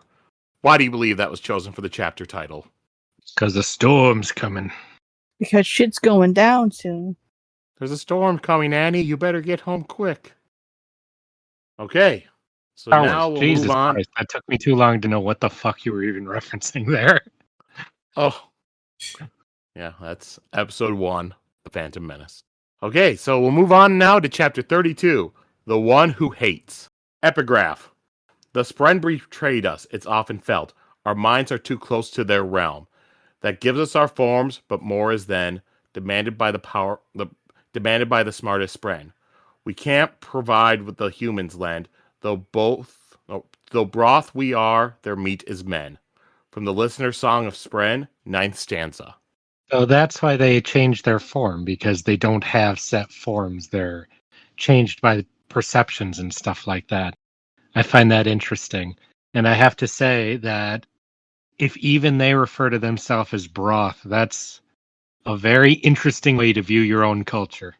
Yeah, I knew it. They're not even people. They're clay. They're mud people, Mm-hmm. Very interesting. Once again, Kaladin. Chapter begins, and Kaladin was dreaming that he was a storm, and he remembers seeing this before. And then he sees the Stormfather in front of him, and the Stormfather calls him Son of Honor. And Stormfather tells Kaladin that Syl trusts him, but she should not. He will kill her and leave her corpse for wicked men. Kaladin says he will not, but the Stormfather says that he begins it already. Kaladin asks how he can prevent it and protect her, but the Stormfather answers that he is human and will be a traitor. All men change. Kaladin asks what changed, and the Stormfather says, he is coming for you, little traitor. I am sorry. The men do change, all of them. So that's really fascinating that if something was stuck as a constant, and humans change, they grow, they die, their opinions, their feelings, their values change just naturally, a constant thing would not trust that and should not trust that because even dying is changing, so I find that really interesting. That's sad. That means Syl's gonna Mhm. die. All men must die. No, that doesn't apply here. I think it The law applies of everywhere. Arubis. I think all men must change and stuff. Change, death is change. Change leads to death. It's all connected. Yeah, but in this context, now like all the men portraying the Spren thing is all different. Well, I just said that. We don't know for sure that that's what that means. I think that'd be quite interesting, though. Well, I think that is what it means. Yeah. Yeah. I mean, we get that from the Stormfather saying that to him. Kaladin wakes up. Right now it's the high storm that's going on, and he's in the Kholin area of the palace. Renarin and Adolin, they're currently talking about the meeting with the Parshendi, and that the messenger had arrived, and Dalinar has agreed to meet with the Parshendi. Kaladin looks around, and he doesn't see Elhokar anywhere. He asks, where's the king? And Adolin says that he's in the privy. Kaladin thinks about the dream they just had, and he steps out onto the balcony, which, remember, there's a high storm going on right now. And then we do a quick jump over to Shallan. She's in her wagon, and Pattern begins humming and saying, bad, bad, so bad. Like, is Pattern, autistic or something? He comes off so weird to me. He is Shallan's Spren, so. I suppose. We jump back over to Kaladin, and Syl flies up to him and says that something's wrong. He's coming, the one who hates, the darkness inside. She says that something bad is going to happen. Kaladin goes back into the room and says to get the king and that they are leaving, which is just confusing everyone else, being like, what is going on? And Kaladin walks right into Dalinar's room, where Dalinar and Navani are. He sees Dalinar laying on the bed, just speaking quietly, and he thinks that Dalinar sees things in the storm. Navani's upset with Kaladin for just busting in, but Kaladin says that they need to leave the palace. Elhokar asks what this is all about. Kaladin says they aren't safe here and they need to leave, which Adolin says is just ridiculous and that this palace is the safest place in the war camp. Dalinar at this point comes to, and he asks what's going on. And Kaladin tells him, and he asks Kaladin what makes him think that it isn't safe, and Kaladin tells him instinct. And Dalinar says, well, we put him in charge, so we should do what the captain says. So they start getting ready to leave. Kaladin sends Beld and Hobber up ahead as an advanced scout group. As they're leaving, Dalinar says he would be curious to know exactly what prompted this. And Kaladin in his mind is thinking, my Spren is having a fit. As they're going through, the hallway becomes dark, and Adolin asks what happened to all the spears. Kaladin realizes that they've been drained of light, and he sees a big hole that's been cut into the wall from the outside. And they find lying on the ground in front of them Beld's body. Syl whispers, not Beld. You did sound serious there, Justin. What do you mean? I feel like you don't even remember who Beld is. How could I not? Well, he was not brought, I'm looking at it, he was not in The Way of Kings, so he wasn't mentioned until this book. Yeah, I don't remember him either, Justin. I know you don't. Right. And Syl whispers, he's here. And a man wearing white robes walks out in front of them, dragging a shard blade behind him. The man is a bald shin man, and Kaladin knows that this is the assassin in white. Stormlight was streaming from his body. Kaladin realizes that this man is a surge binder. Dalinar shouts for Adolin to come with him, and for Renarin to protect the king. Renarin says that he can fight too, but Dalinar tells him to stay with the king. So Renarin, Navani, Moash, Mart, Eth, and I think that was all the guards. They all leave with Elhokar, and Elhokar's whimpering that the assassin has come for him, just like his father. So Dalinar, Adolin, and Kaladin are the only ones left to face Szeth. I can't believe they're even in this moment trying to make me think Elhokar is a little bitch. I think that's so funny. That's his one note, Apparently so. I thought that I was father. being too hard on him when I was calling him out in the first book, but this book really wants me to not be into the guy. He has not changed his tune since the first time we ever met him. So Mm-hmm. Do you blame him? I mean, you have Yes. He is the king. So yes, I blame him. If he was just some regular guy, I'd be a lot nicer on him, that's for sure. Yeah, everyone's trying their best to be manly and brave except him. Like Mhm, I don't know why. He's got no of sense of propriety or like honor that the other characters have for some reason. Like, mhm, it's, like where's your pride as a Dalinar, he man and stuff? Sorry. mhm. No, totally agree. Dalinar takes a spear from one of Kaladin's men, and Kaladin thinks Dalinar's going to get himself killed. Kaladin wonders how Szeth could be a Surge Binder. What Spren would choose him? We get, all three of them, Kaladin, Adolin, and Dalinar, they all charge Szeth, and they try to fight, but it just doesn't work. You have stuff like Adolin winds up getting lashed up to the ceiling, and he's effectively out for the rest of the battle, just stuck standing up there. Which is real bad because he's the only one of them that has a shard blade. And Kaladin and Dalinar, they fight. They manage to stab Szeth with their spears, but Szeth just winds up healing from them.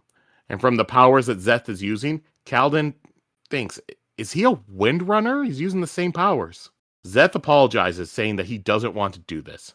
Kaladin fights, and he's able to put up a decent fight, but his instincts are just wrong for a shard blade, because he has a spear, tries to block, but Szeth's shard blade just goes right through the spear, and then right through Kaladin's arm, killing the arm. If only someone had taken their training more seriously, huh? I was mortified when he lost his arm there. And my thought was either, okay, he's going to learn that he can heal his arm, or I'm going to have some stupid one-armed Kaladin for the rest of the book. I thought he was gonna have a like robot arm, like a Fabrial. A robot arm? How would they make that? Fabrial arm, like with like a super Man, super storage of the light inside it or something. for Kaladin, I would not be into that because that can be interesting. But if it was like Dalinar, who we've seen at his prime, basically, that could be interesting. But with Kaladin, we never got to see him at his prime in the actual story, only in flashbacks. So if he lost his arm and then was never, I'd just feel so gypped out. I would not like that at all. Yeah, like he never got there. He never maxed out. Yeah. Yeah. And if they can make robot arms, why haven't they given one to Lopin? Lopin is a lowly slave. He's a member of the Kingsguard now. True. So he can't even fight. He could if he had his arm. He's all dumpy and stuff. He will not be able to fight. He's there for comedic relief. Also, to get him a robot arm, that means they would have to cut off Kaladin's current arm. Gross. But necessary. Szeth kicks Kaladin away and goes to get for Dalinar. Still shouts at Kaladin, but he's just on the ground, almost crying, saying he can't beat Szeth. He's one of them, a Radiant. Still says that no, Szeth is something far more terrible. No Spren guides him. Dalinar tells Szeth that he will not let him have Elhokar. But Szeth responds that he's not here for Elhokar, he's here for Dalinar. He kicks Dalinar in the leg, bringing Dalinar down to his knees, and he swings his blade down, but Dalinar manages to catch it between his hands with a clap. And then Kaladin just runs. I'm sorry. That was the most badass fucking shit. Because I thought for sure, well, Dalinar is dead, obviously, because the whole book's written for it to be. After reading it, I'm like, it would have been so fucking stupid if he died there because he gave up his shard plate or his shard blade and stuff. And you would have been like, you would have just thought, what a fucking idiot if he would have died there just because he didn't have that stuff. So that hand grab stop thing was too fucking badass. He was very badass. Yeah, it makes me think of the Buffy season 2 finale where Buffy's fighting Angelus. He brings a sword down. She manages to catch it between her hands. All right. And then Kaladin just runs and plows into Szeth, knocking them both out of that hole that Szeth had cut into the wall earlier. And that's the end of the chapter. Rest in peace, Kaladin. I thought that hole led to the Imagination Land. So. Like he'd come through from the other realm. Yeah. It wasn't a real hole. And things are going to get really fucking weird here. Uh-huh. That's funny. Yeah, this one, I just love how Szeth shows up because just starts off getting some weird stuff and walking through. All of a sudden, it's dark. It's like all everything's gone. You just see Zeth then walking in front of them. You have the tension slowly building up through the whole chapter until all of a sudden he's there. Mm-hmm. And it's like, when I first read it, I expected there to be stuff building up to Zeth showing up. Like maybe a Zeth interlude beforehand. Something like that, just like building it up. Not all of a sudden out of nowhere. It's just like, boom, boom, he's here and he's attacking. This is how I basically expected it to go at any moment. Just because, all the groundwork is laid. We know where things are going, so it could happen any second. But I thought that I certainly was worried for our characters in this sequence. Yeah, I thought people were going to die for sure. Yeah, for sure. No question. Someone did die. Beld died. Oh, God, no, not Beld. Someone who had a speaking line. I'm sure Beld had at least one speaking line. I don't think he did. There's just too many characters. Unless it was like, I really like my new uniform. Like, I don't think he said it. Let's see. Let me see if I wrote the name Beld at any other point. So the first time in my notes I wrote Beld was Kaladin sends Beld and Hopper ahead as an advanced scout group. Mm-hmm, mm-hmm. Yeah. So first and last time mentioned. He likely did other stuff, but I don't know what it was. In the show, you might have seen him eating a bowl of soup with the other guys. That's it. Yeah, but background characters are things that people get weirdly attached to. Yeah, that's why in a show it would be great. But in here, we don't remember him. Like, yeah, I always think of Lost with some of those background people, and then they each had, like, a Lostpedia had a thing, like, keeping track of, like, all these background characters and what they did in which episode and everything. A lot of those nameless ones, though, they just stopped caring about them. Well, some of them, like, you had what was it? The fan name for her was, like, Sexy Blue Striped Shirt Girl, where apparently that extra, she wound up moving out of Hawaii, so her character just stopped showing up. Yeah, they didn't really worry about charting the extras after a bit. They did at first. All right. Anything else in this chapter you want to go over? No. Okay. All right, so the name of this chapter was The One Who Hates. Why do you believe that was chosen for a chapter title? That's what Syl called Zeph. Justin? I mean, that is true. Well, she said the one who hates was coming. I'm going to guess the one who hates gives Zeth his powers. Ah. Yeah, because does Zeth hate? Yeah, I think he does. He hates himself. He hates himself. Yep, hates himself. I was going to say that too. Yeah. So it's probably the guy who powers Zeph, but also Zeph. All right, next on to chapter 33, Burdens. Epigraph. But it is not impossible to blend their surges to ours in the end. It has been promised and it can come, or do we understand the sum? We question not if they can have us then, but if we dare to have them again. From the Listener Song of Spren, 10th stanza. So we begin this chapter, and Kaladin and Zeth, they're falling to the ground in the Tempest. Kaladin just has too little Stormlight, but he realizes that Zeth has spheres, and he breathes in the Stormlight from them. And then he hits the ground hard. Kaladin, he struggles to get up to his knees, and the Stormlight's healing him. He knows his shoulder's broken. But Zeth had managed to just land on his feet, just making it look easy. Zeth is shocked when he sees Kaladin still alive, and he asks, did I lash you? And he reasons that since Kaladin did not die from the fall, then he must have lashed him upwards, and that's why he's still alive.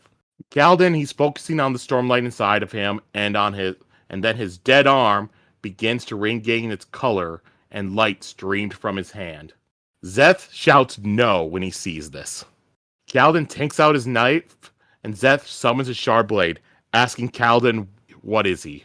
Kaladin tells him that I'm the same as you, a Windrunner. Zeth scrambles back with his eyes wide in fear, and he shouts that they called him a liar. They said he was wrong, and they named him Truthless. Zeth asks if they are all back. Kaladin says yes, because he figures, that's probably the right answer in this situation. And in response, Zeth turns and flees off into the night. And Kaladin collapses. When Kaladin awakens, Syl's with him. He says that he had managed to heal from a Shardblade, and he asks why Syl didn't tell him that he could do that before. She says that she didn't know he could do it until he did it. Kaladin gets up and he walks up towards the top of the palace. When he arrives, everyone is shocked to see that he still is alive. Adolin asks, how could you be alive? I saw you fall. Kaladin thinks that, I should tell them the truth, but I don't want to say the truth in front of Elhokar and Adolin. And he answers, well, I had a good grip on the assassin, and I must have survived because we were together falling. Dalinar asks if he had killed the assassin, but Kaladin responds that the assassin ran off. Elhokar says they were alerted because of Kaladin, and that he will be commended for it. Dalinar asks Kaladin, how did you know that the assassin was coming? Kaladin says, well, I saw a light moving outside. Syl frowns at Kaladin when he says this. But in his mind, he's thinking, well, I saw Syl, so it's not really a lie. Why does this scene remind me of a superhero moment, like Spider-Man? How did you get there so fast? Or oh, my spider sense told me, but I'm not going to tell I that. can see that. Yeah. Dalinar says he had dismissed the stories from years ago about the assassin using powers, but they were true. He wonders why the assassin came back now after all these years. Adolin asks what they will do if he returns, but Dalinar doesn't know. And Kaladin asks, why are the hallways so silent? Moash answers him that Dalinar had the servants' quarters emptied, so that way if the assassin came back, then he would not be able to just go and kill indiscriminately. Which shows a really big difference between Dalinar and the Yakaved king last book, where the Vaden king heard that the assassin was coming and had a great feast and stuff to have more people there. After Kaladin leaves, Adolin sits down and thinks about how Kaladin just left without saying anything, and he acts as if he's above all of them, even the king. But at the same time, Kaladin did fight alongside them against a Shardbearer. And Adolin thinks that he could have sworn that he saw Kaladin's arm get slashed with a shard blade. But the arm's working now, so it must not have happened. But his sleeve on his arm is missing. It got cut off. Elhokar is gonna go into his room. He's already drank a lot of wine. He's probably gonna go get more. But when he opens the door, they find a bunch of glyphs scratched onto the back of the door. 38 days, the end of all nations. Dang, he's possessed. Who is? The king. You think the king's possessed? Yeah, he had a weird thing, and it's kind of not talked about anymore. But Oh, you mean when he went to the bathroom? yeah, he's weird. That's true. I didn't think of that. And he says weird things. He sees things in the mirrors. I think what we see of him is his doofus parts, but then when he's alone, he's just possessed. He is king. We forget his position just because of his personality. Or he's just writing glyphs in the wall secretly to get people to take his assassination seriously, like he did before. Or that was just for you to think that's happening. Yeah, I think now that he's the secret villain. Wouldn't that be crazy? I don't agree. If at the end you're well, the bad guy will just be I've already put myself in position for years and stuff, I've already become king of this land. Yeah, and exactly. we have killed their last salvation, which was the Parshmen. Is that it? Yep. Sorry if I spoiled it for you, Justin. I don't think that's the case, so I'm not worried. Kaladin, he walks up to Beld's body and thinks that he had failed him. Syl says that he died protecting. Kaladin says that he should be able to keep them alive, and he should have let them all go free. Syl says that they made the choice to protect. You can't take that away from them. Kaladin remembers his father's words. You have to learn when to care, son, and when to let go. You'll grow calluses. But Kaladin thinks that he never had. Kaladin says the assassin could do things that he couldn't, and asks if he has more words to speak. Syl tells him that there are more, but he isn't ready for them yet. But she thinks that he could already do what Szeth can do with practice, though. Kaladin asks, how could he do all that if he has no spren? Syl says that no honor spren would give him the means to slaughter as he does. But Kaladin brings up that maybe other honor spren thought what he was doing was protecting. Syl says that she doesn't know about that, but what she does know is that she is the only honor spren doing what she is doing. She was the only one that disobeyed. She says that Szeth's Shardblade was different. Very different. She feels that she should know why. Something about the amount of light that he was consuming. I want to shake Syl. I want to shake all the fairy dust out of her and get all the information. Just tell me. And Kaladin looks for the body of the other guard he had sent forward. Kaladin finds him, and he rolls over the corpse to find that it was crying. He was not dead. Haber apologizes to Kaladin. And Kaladin notices that Haber has been slashed through both of his legs with the shard blade. Haber says that he had heard them all fighting, and he thought they had died. He says that he cannot feel his legs, and he is useless now. But Kaladin tells him that he is still Bridge 4. They'll just have to have Rock teach him how to cook. So Kaladin, he tries to pick up Haber, but he struggles at it. Haber says, it's alright. Kaladin says, no, it's not. And he uses Stormlight in order to give himself the strength to lift up Haber. And that's the end of the chapter. I'm really glad Haber's not dead. Why are you glad Haber's not dead? I was really sad when Haber... He's like, oh no, Haber too? I really didn't want him to die. Yeah. He's just one of those, like, always there kind of guys, and I didn't want him to die. He was also like the first one that was really behind Kaladin, taking over the bridge crew. He's nice. Justin, did you remember Haber? I remembered Kaladin saying he's one of the first men I saved and going into detail about who he was. Other than that, no. Haber, my good friend, first of my followers. I remember you from the first book, Haber. For those of you who didn't keep track. Haber will be this book's Goradel. Who the fuck is Goradel? Don't tell me that that's that guy whose name I forgot. Don't tell me that. Yes, it is. So he's the guy that really? God damn it! When Vin went up to the Creedic Shah, she talked to him and he ripped off the patch, and then every single week you kept forgetting who he was, and we did the same exact explanation. The second that came out of my mouth, I'm sitting here trying to think, what's Goradel? What's he from? Is that a Lord of the Rings character? Oh my god. You need that's one of your catchphrases, Justin. I guess apparently so. And we set you up every time and you just do it. I feel like I should have seen it coming that time. Yeah. Like if you feel the urge to say that, it's who you think it is. Anything else from this chapter either of you two want to go over? I'm very curious to learn what Zeph's curious powers are. Just officially. Because they're just dropping a lot of information about how he's getting these powers, and it's just all around what it actually is. So I just want to know officially. Like, he doesn't have a spren. He has all these powers. He's a truthless, and Shallan tells lies. Like, what is that? Is that the same? Their shard blades are not the same as these shard blades. So what are they? Are they anti-shard blades? Like, are they the evil kinds? Just stuff like that. A lot of info that doesn't really add up to anything yet. The title of this chapter was Burdens. Why do you believe that was chosen for the chapter title? I don't know. Yeah, some kind of reason. That would be my guess. Maybe it's Kaladin's burdens of being a hero? Yes. Or being a leader, I mean? I agree completely. 100%. Well, then we'll move on to our last chapter for today. Chapter 34, Blossoms and Cake. Epigraph. Our gods were born splinters of a soul, of one who seeks to take control, destroys all lands that he beholds with spite. They are his spren, his gift, his price.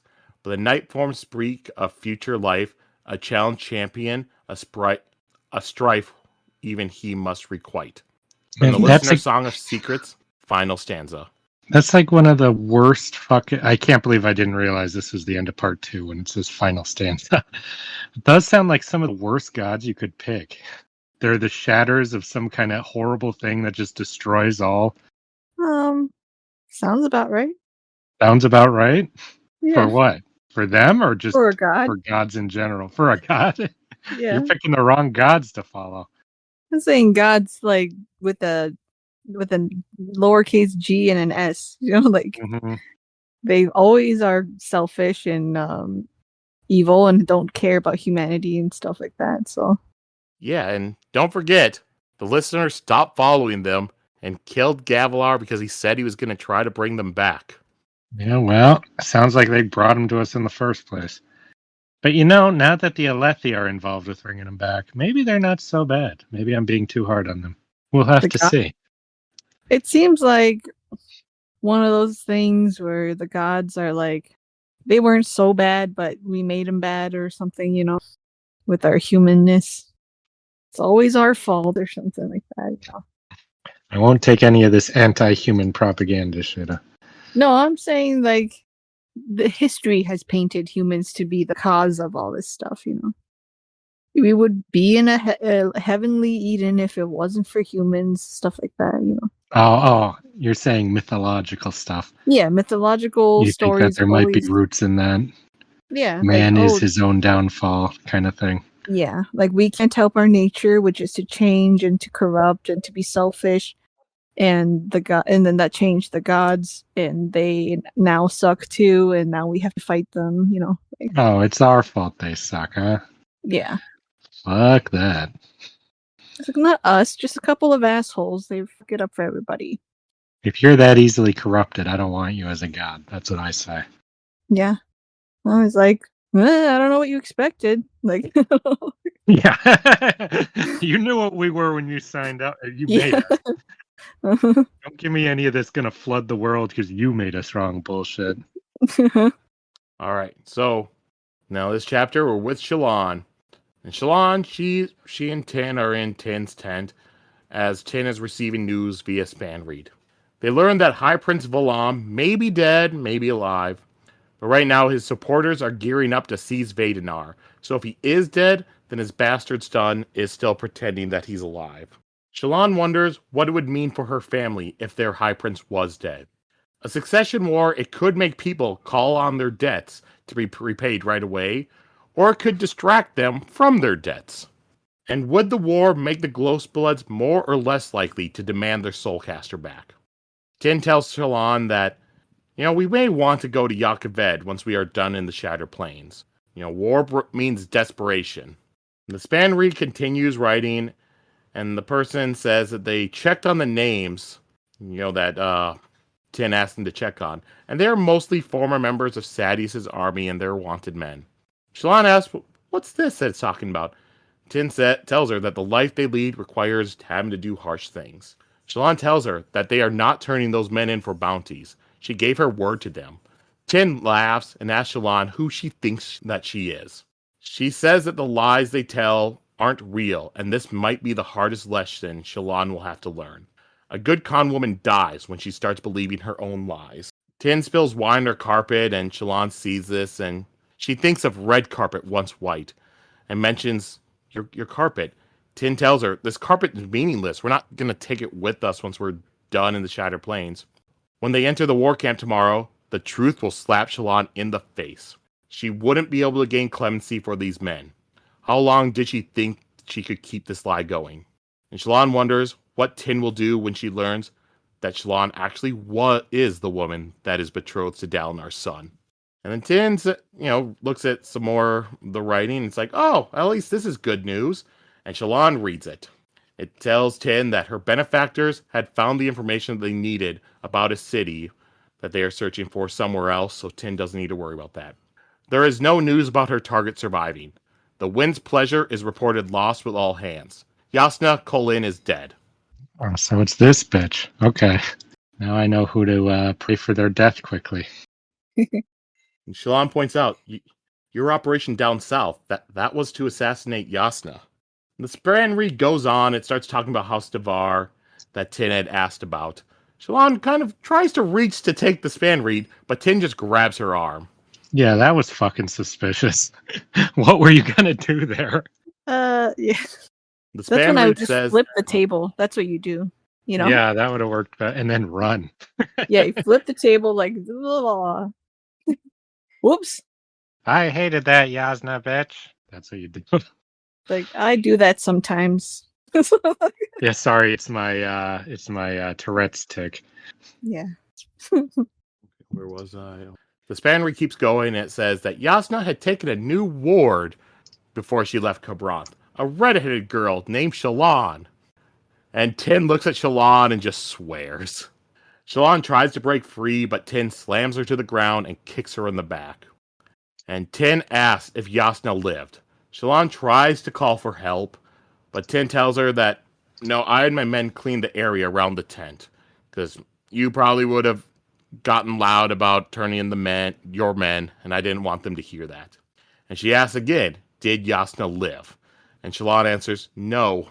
And then Pattern begins speaking out in Yasna's voice, and Tyn looks around, trying to see who spoke. You don't know how much that part pissed me off. Yeah, that was mean. That was just mean. Because I was like, that doesn't make any sense. This is oh no, it's fucking Pattern. And for what? She doesn't even know what Yasna sounds like, so that's not a good trick. Mm-hmm. It got Shallan away for a second. Any voice would have done that. Yeah. A big booming voice would have done it more. They didn't need the words Yasna said in the book, where I'm just in agony over Yasna not being in the book anymore. Yeah, that was mean. Those bastards. Sadistic bastard. Mm-hmm. He's doing this to spite me specifically. Shallan tries to leave the tent, but Tyn grabs her again. And Shallan thinks that she will not be powerless again, and she launches herself at Tyn with everything she had. But Tyn manages to punch Shallan in the gut and take her down again. And Tyn says that she's going to have to invite Vatha in here and find some way to blame all this on him. And Shallan, she starts to hear shouts from outside. Tyn apologizes and tells Shallan, you would have been good at this. And Shallan thinks 10 heartbeats. But for her, it didn't have to be 10, did it? No, it has to be. And she just needs time. Shallan breathes in Stormlight, she puts out her hand, and like a pulse of light just comes out with her light-weaving power. And Tyn says, all right, well, I'm going mad. And she advances towards Shallan with her sword in hand. She tells Shallan that she's sorry, that Shallan has to learn the lesson this way about difficult things. And Shallan thrusts her hands forward as a shard blade forms in it, stabbing Tyn through the chest and burning out her eyes. And Shallan tells her that she already learned the lesson about difficult things. And now Vatha, Gaz, and some of the other men enter the tent, and they're shocked to see Shallan standing over Tyn's body, holding a shard blade. And Shallan asks them about Tyn's soldiers, and Vatha says that Shallan could have killed all of them that very first night they met. Shallan once again asks about Tyn's men, and Red says they're all dead. They had heard a voice telling them to come and get Shallan, and we came up, the men tried to stop us, and then we heard screaming. And Vatha asked, was the voice of the Almighty? But Shallan tells them, no, that was my spren. And then she tells them all that Tyn had been hired to assassinate her. She tells them that there might be records to who hired her, so they need to bring her anything, with writing on it. And she tells them not to speak of what they saw here. So then the men start going all through Tyn's tent, trying to find stuff. Shallan goes back to the span reed, which is waiting for a new piece of paper, puts one in, and it continues writing, saying that her benefactors wish to meet with her. Seems the Ghostbloods have something else for her to do. It asks if she would like to arrange a meeting with them in the war camps.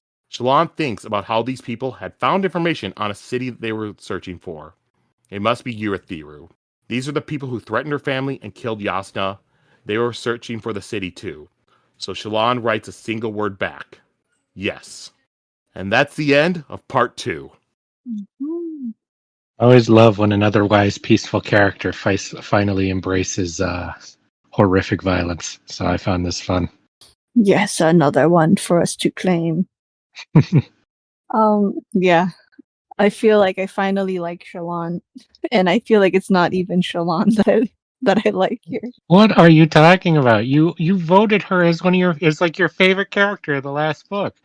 No, I didn't. Yes, you did. You liked her a lot, or she won you over a lot. Yeah, but won me over is not the same as liking her, In the audiobook, I have hated Shallan's voice in there, but at this part, it sounded badass. So Really? Yeah. The voice she does when she's talking, after killing Tyn was very scary. And I know it probably won't, but I hope she talks like that the rest of the time. Just her dark Shallan voice. Yeah. It's funny. I feel that Tyn comes in, she's all charismatic and likable. I feel like Brandon Sanderson has the utmost contempt for this character, though. Because not only does she get killed here out of nowhere, she gets killed in a moment where she's like, my life, my philosophy of life is the superior one. You're just naive. And then gets horribly killed by somebody who's like, just because I'm not an evil piece of human garbage making everyone's lives better does not mean I'm naive, you fucking stupid bitch. And then she stabs her and her eyes burn out. So I was like, Jesus Christ. Yeah, I did feel that cathartic feeling when she got killed. Like, fuck this bitch. People like this just make the world horrible. Yeah, and they think I they're think so that's smart. funny. Yeah, and know then they everything. act like they know the truth. You know, they're the virtuous ones. You're just Like, like, you don't know. fuck You you. Yeah. thinking like, Shallan, you're so stupid. Or you've had such a cushion life. You don't even know the stuff I've been through. And I was like, Shallan is one of the most like traumatized characters I've ever seen. Like we don't. Her backstory sounds horrifying and stuff. So like for her to think she knows her is really funny. All right. Anything else in this chapter you two want to go over? That's how thankful I am I don't have to follow this story with her, even though I liked the character and found her interesting. It's very refreshing, though. I won't need to be following it. I have to ask, when it got to the point where Tyn said, right now is a good time to Yakaved. Was any part of you thinking, oh great, they're gonna suddenly leave, not go to the Shatter Plains and go to Yakaved? No, I never thought that would happen. I was worried. I never thought that was even a possibility. I was just are you kidding me? No. I was just bringing it up because you two had been talking and like saying she's never gonna arrive, and then they just wonder if you were worried that they would find another way to keep her away from everyone else. Let's do one more side quest, actually. All right. So, this chapter was called Blossoms and Cake. Why do you believe that was chosen for the chapter title? I wonder. I didn't know that because I didn't remember her saying that in the previous chapters. So now I do, though, because you said it when you're recapping. I don't know. I'm not convinced, Sheta. You're right. It needs to be Blossoms and Sake. Yes, exactly. That makes a lot more sense. I did think that they just had some flowers and cake on the table while all this was happening, though. And then, you did? You genuinely did? Yeah, I thought that they were just having a really girly tea party, and then they also tried to kill each other. Oh, interesting. I don't think they have cake on this caravan. Yeah, nothing said they don't have cake, Joe. So Sheta's theory is a good one. All right. Well, now let's go over to the theories and predictions segment. So with Szeth, why was he freaking out so much when Kaladin was telling him that he was a Windrunner and that they were all back? It sounds like he saw something that it was decreed he did not actually see, and that's why he's a truthless in his mind. And now he's seeing that the thing he saw did happen, and so he's freaking out that he's been murdering all these people for nothing and was taken advantage of in some way. Yeah, I felt or really his sad trust for him. in his culture was taken advantage of, something like that. Yeah, he seemed really messed up after that. All right, and then with Shallan, when she arrives in the war camps and stuff, how's that gonna go now? I think she's going to take the advice that she learned from Tyn on how to do this, and I think it's going to work out well for her. What advice? The advice on how best to try to court Adolin. Oh, playing hard to get? Mm-hmm. I think it would be really fun if she, arrived, bearing her shard blade and with her new, kind of more dedicated followers and stuff after seeing her use a shard blade, and that'll be how she gets Adolin. I think I agree with you. I mean, she's going to have the dedicated followers, and I think she's going to be more confident and scary as well. Whether she'll just show off her shard blade, maybe she'll learn. Why not? It depends what's at stake, but yeah, she'll definitely go after the city, but it depends or how much she'll tell the other guys is we'll have to learn. Like, does she tell them like this was Yasna's plan? I'm gonna do this in her name. Like, does she come clean about all that stuff, or is she gonna try to like do it on her own or something? I think she'll come relatively clean on a lot of that stuff. I mean, she's obviously going to tell them about Yasna's death and stuff like that, because we know that Navani's aware of it, you know. Mm.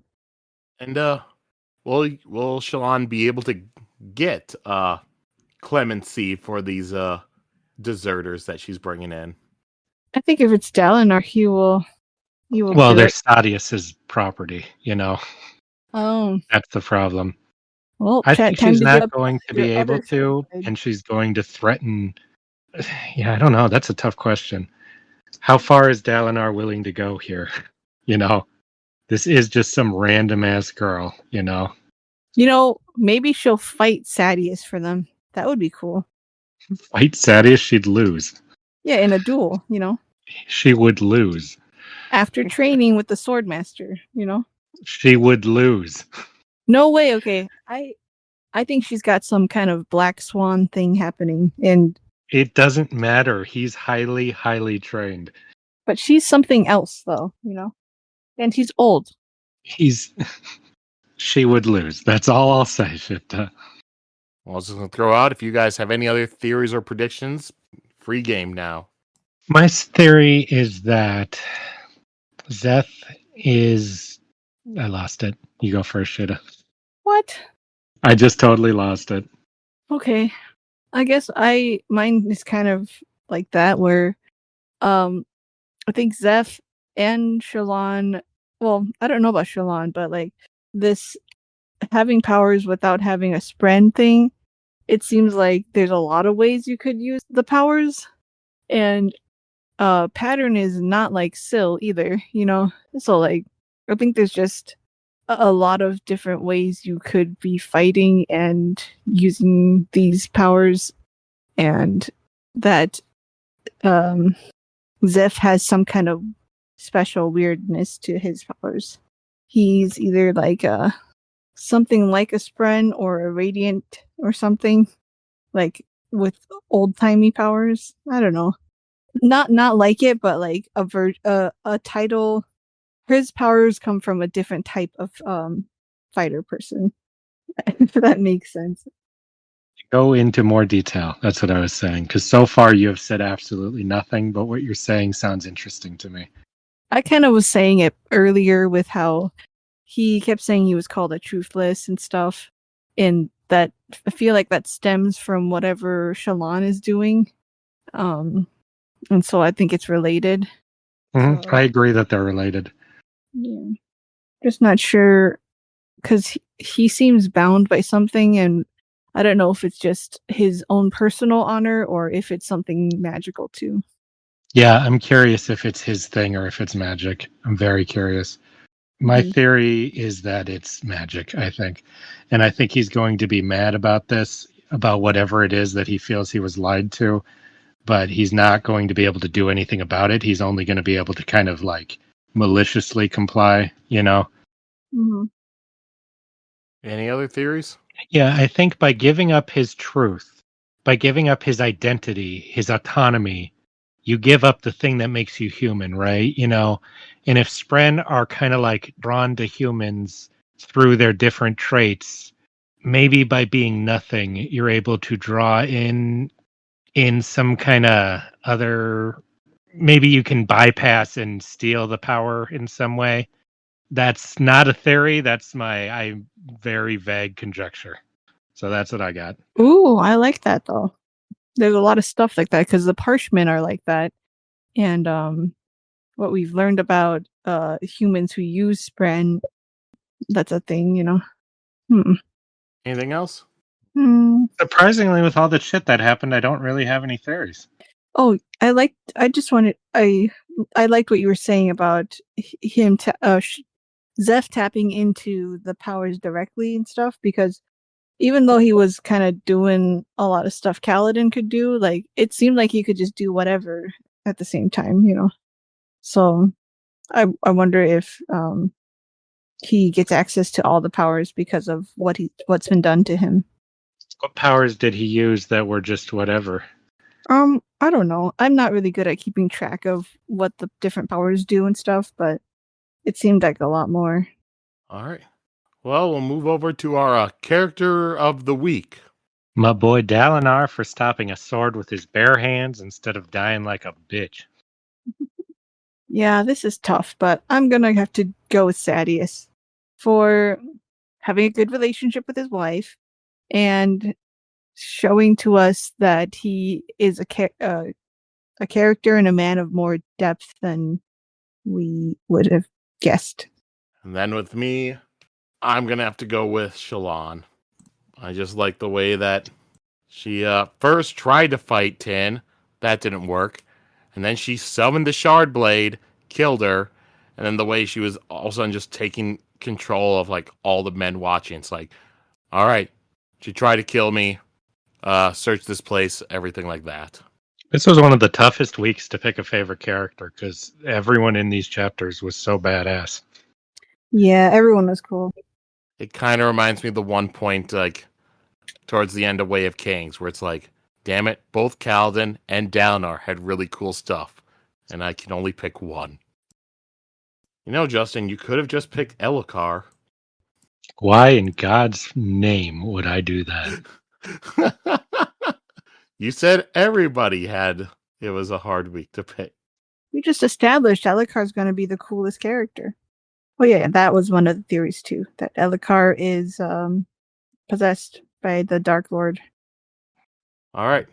Well, let's move over to the quotes.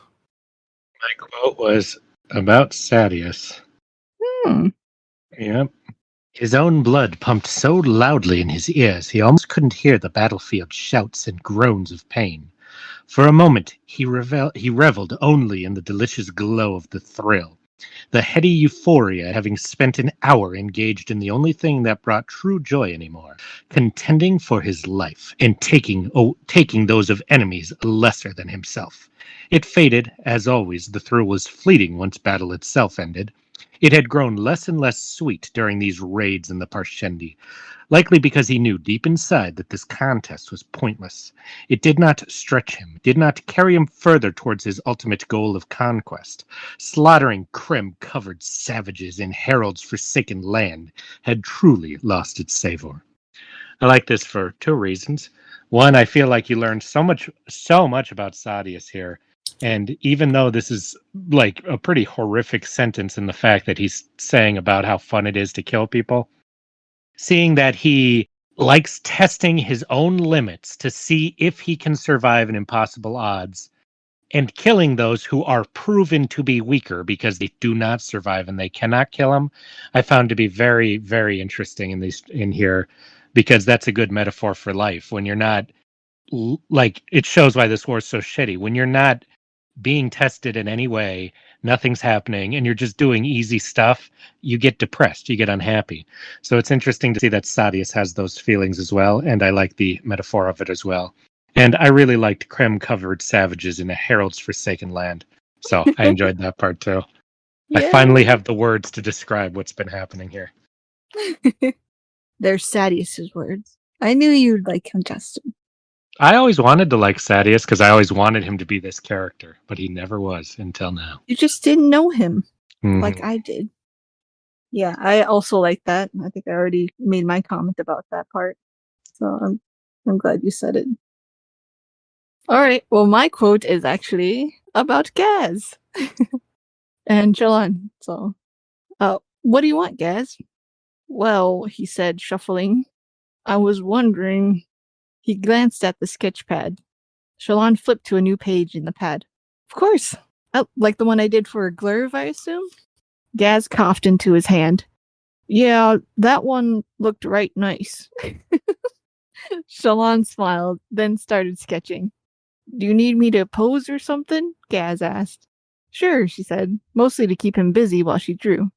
She tidied up his uniform, smoothing out his paunch, taking liberties with his chin.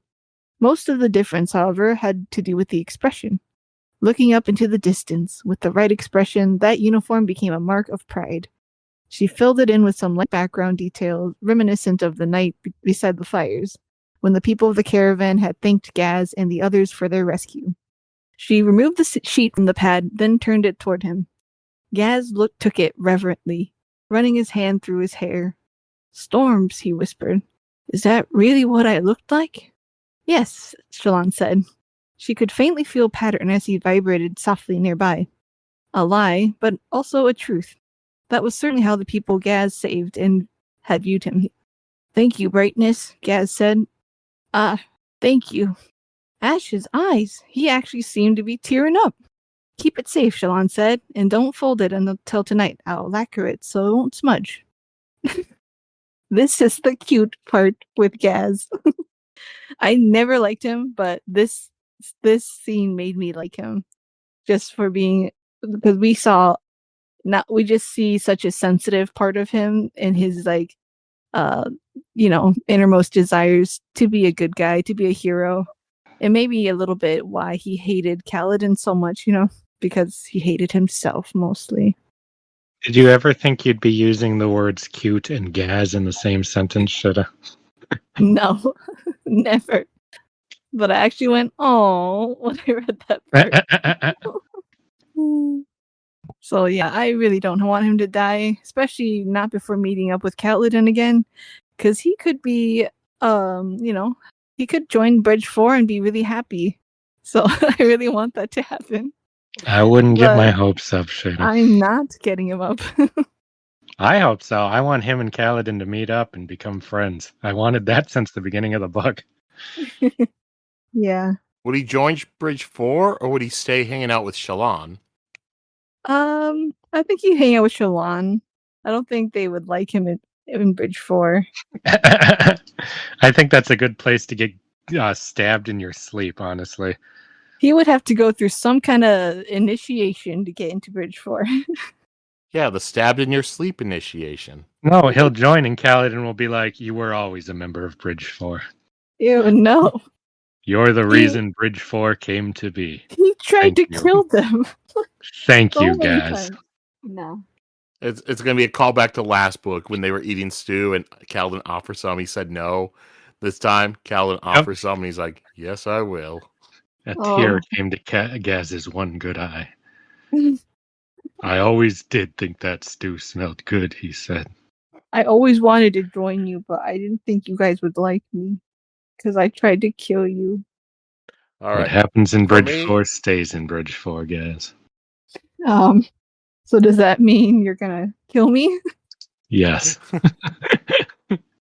You stupid fucking bastard. All right. Mine is the confrontation between Tyn and Shallan. "I'm sorry," Tyn said, voice cold. "I'm going to have to tie this up tight. In a way, I'm proud of you. You fooled me. You'd have been good at this." "Calm," Shallan told herself. "Be calm." 10 heartbeats. But for her, it didn't have to be 10, did it? No, it must be. Time. I need time. She had spheres in her sleeves. As Tyn approached, Shallan breathed in sharply. Stormlight became a raging tempest inside her. She raised her hand, thrusting out a pulse of light. She couldn't form it into anything. She still didn't know how, but it seemed for a moment to show a rippling image of Shallan, standing proudly like a woman of the court. Tyn stopped short at the sight of the projection of light and color, then waved her sword in front of her. The light rippled, dissipating into smoky trails. "So I'm going mad," Tyn said, hearing voices, seeing things. "I guess part of me doesn't want to do this." She advanced, raising her blade. "I'm sorry that you have to learn the lesson this way. Sometimes we must do things we don't like, kid. Difficult things." Shallan growled, thrusting her hands forward. Mist twisted and writhed in her hands as a brilliantly silver blade formed there, spearing Tyn through the chest. The woman barely had time to gasp in surprise as her eyes burned in her skull. Tyn's corpse slid back off the weapon, collapsing in a heap. "Difficult things," Shallan growled. "Yes, I believe I told you. I've learned that lesson already. Thank you." She crawled to her feet, wobbling. I just think it's cool. Just like in Mistborn when I read the passage of Vin catching the arrow in the air and stabbing it into Shan's eye. I just thought that this was cool with Shallan getting beaten down, summoning the Shard Blade, and killing Tyn. Yeah. Yeah, and I'll say these last 2 weeks were both weeks I'd really been looking forward to getting on the podcast. Last week, just finally getting to the point where Shallan and Kaladin meet, and this week having the Zeth suddenly showing up and attacking. Yeah. All right. So now we don't have too many to go over, but just a couple quick comments. First one is from The Way of Kings Interlude, or The Way of Kings Interlude 1 through Chapter 14, from Richard Rawl. I had to do this at some point. This is a snippet of this episode starting at around like 124. And this is quotes from us. I think it's really interesting to see like work hard or, I am sure it's more than just getting into shape, but it's whole mentally, it's kind of like Raoden, like with this depressed mentality you already have to do. So, you're not going to survive with that mentality, so, Are you guys aware of how much you use that phrase? That's Justin. That's Justin for sure. I was just talking about that the other day, how often I say that. I think that's really funny. It's a regional thing. Yeah, it's I edit the episode, so I am well aware of how many times we wind up saying and I've even cut them out at times, so it's not as much, but it's just some it's all three of us. It's just some sort of like verbal tick we make where likely like when we're waiting for something to say, instead of saying or something like that, we wind up saying No, it's the where we are, that's how people talk around here, That is also true. I believe it is somewhat of a Minnesotan thing, because I was listening to a different podcast. They had Eric Bischoff on there, and I knew he grew up in Minnesota and everything, and I heard him at times like say at some of those We points, inherited it from Canada. It's a don't you know kind of thing. And at times I have thought about it and try to stop myself from saying it, and it just makes me stumble more when I'm like, no, don't say and and yeah, I've also noticed it talking like with people, at work, and sometimes just going and randomly saying a sentence and just randomly stopping and say, and yeah. Well, you would just really want to make sure somebody knows. It's very important. Just in case they don't. When you are noticing it, it's very frustrating to listen to. No, it's music to your ears, Sheta. It's not. Be proud. I don't say it that much because I'm not a native, so. That's true. That's true. Except you do. I do because I'm friends with you guys. Not as much as I do. I say it a fucking Justin lot. says it every other Jesus word. Christ, I say it a lot. I say it a lot too. I'll take that over like. I'll take that over like every other word. I can say that. I believe I do like as well. I think I did it more when I was younger than now, but all right. And then Best comment, next comment from Words of Radiance, chapters 18 through 24, from Aldcalled 946. The thing with Bluth holding a picture of what he could be really reminds me of the effects of the 11th medal from Mistborn. That also showed an alternate what if of who the user could have been. That's cool. Is Shallan channeling that same power? That would be awesome. Interesting. I still want to fucking some more with that. I didn't like that being brought up, barely being really relevant to it that much, except, I mean, it helped them, get or figure out what was happening with the Lord Ruler stuff. But I really expected more from that. That seemed like a bigger deal than what it turned out to be. Yeah, I really hope it comes back too in maybe a larger universe kind of thing. And then from Ald Chad. Good guy took Vlokov. He thinks he knows what's going on, is confronted with the evidence and contrary. Instead of doubling down, he's humble enough to admit fault. Yeah, I'm warming up to Vlokov. I like him. Well, he's gone now. Wait, which one's Vlokov? The Vlokov was the slave master. No, he sucked, Justin. I like the head of the Oh no, I did like Vlokov. No, yeah, I was thinking of Vatham. I like Vlokov too. I like him quite a bit. He seems like he really seems like a businessman. He does not seem like he lets pride get in the way of his decision making. As he says, he is but a humble merchant. All right, and that's all the comments, because we went through a whole bunch of them last week to get caught up, so we did not have as much we had to get through. So now let's look forward to next week. So next week, we'll be reading all the interludes, and then chapters 35 through 38. So now and as usual, I'll tell you the POVs you'll get. So interludes: Eshonai, Zahel, Taln. Who's Tom? Taln was the herald that showed up at the very end of the last book. Oh, fucking one who finally. The one who had been abandoned in the prelude, and then he showed back up at the end of the last book. Okay. That's fun. And then the POV characters for part 3: Shallan, Kaladin, Adolin, Navani. I did not hear the words Yasna, Joe. You got her mom. That's not the same. There's also, once again, no Dalinar. God fucking damn it.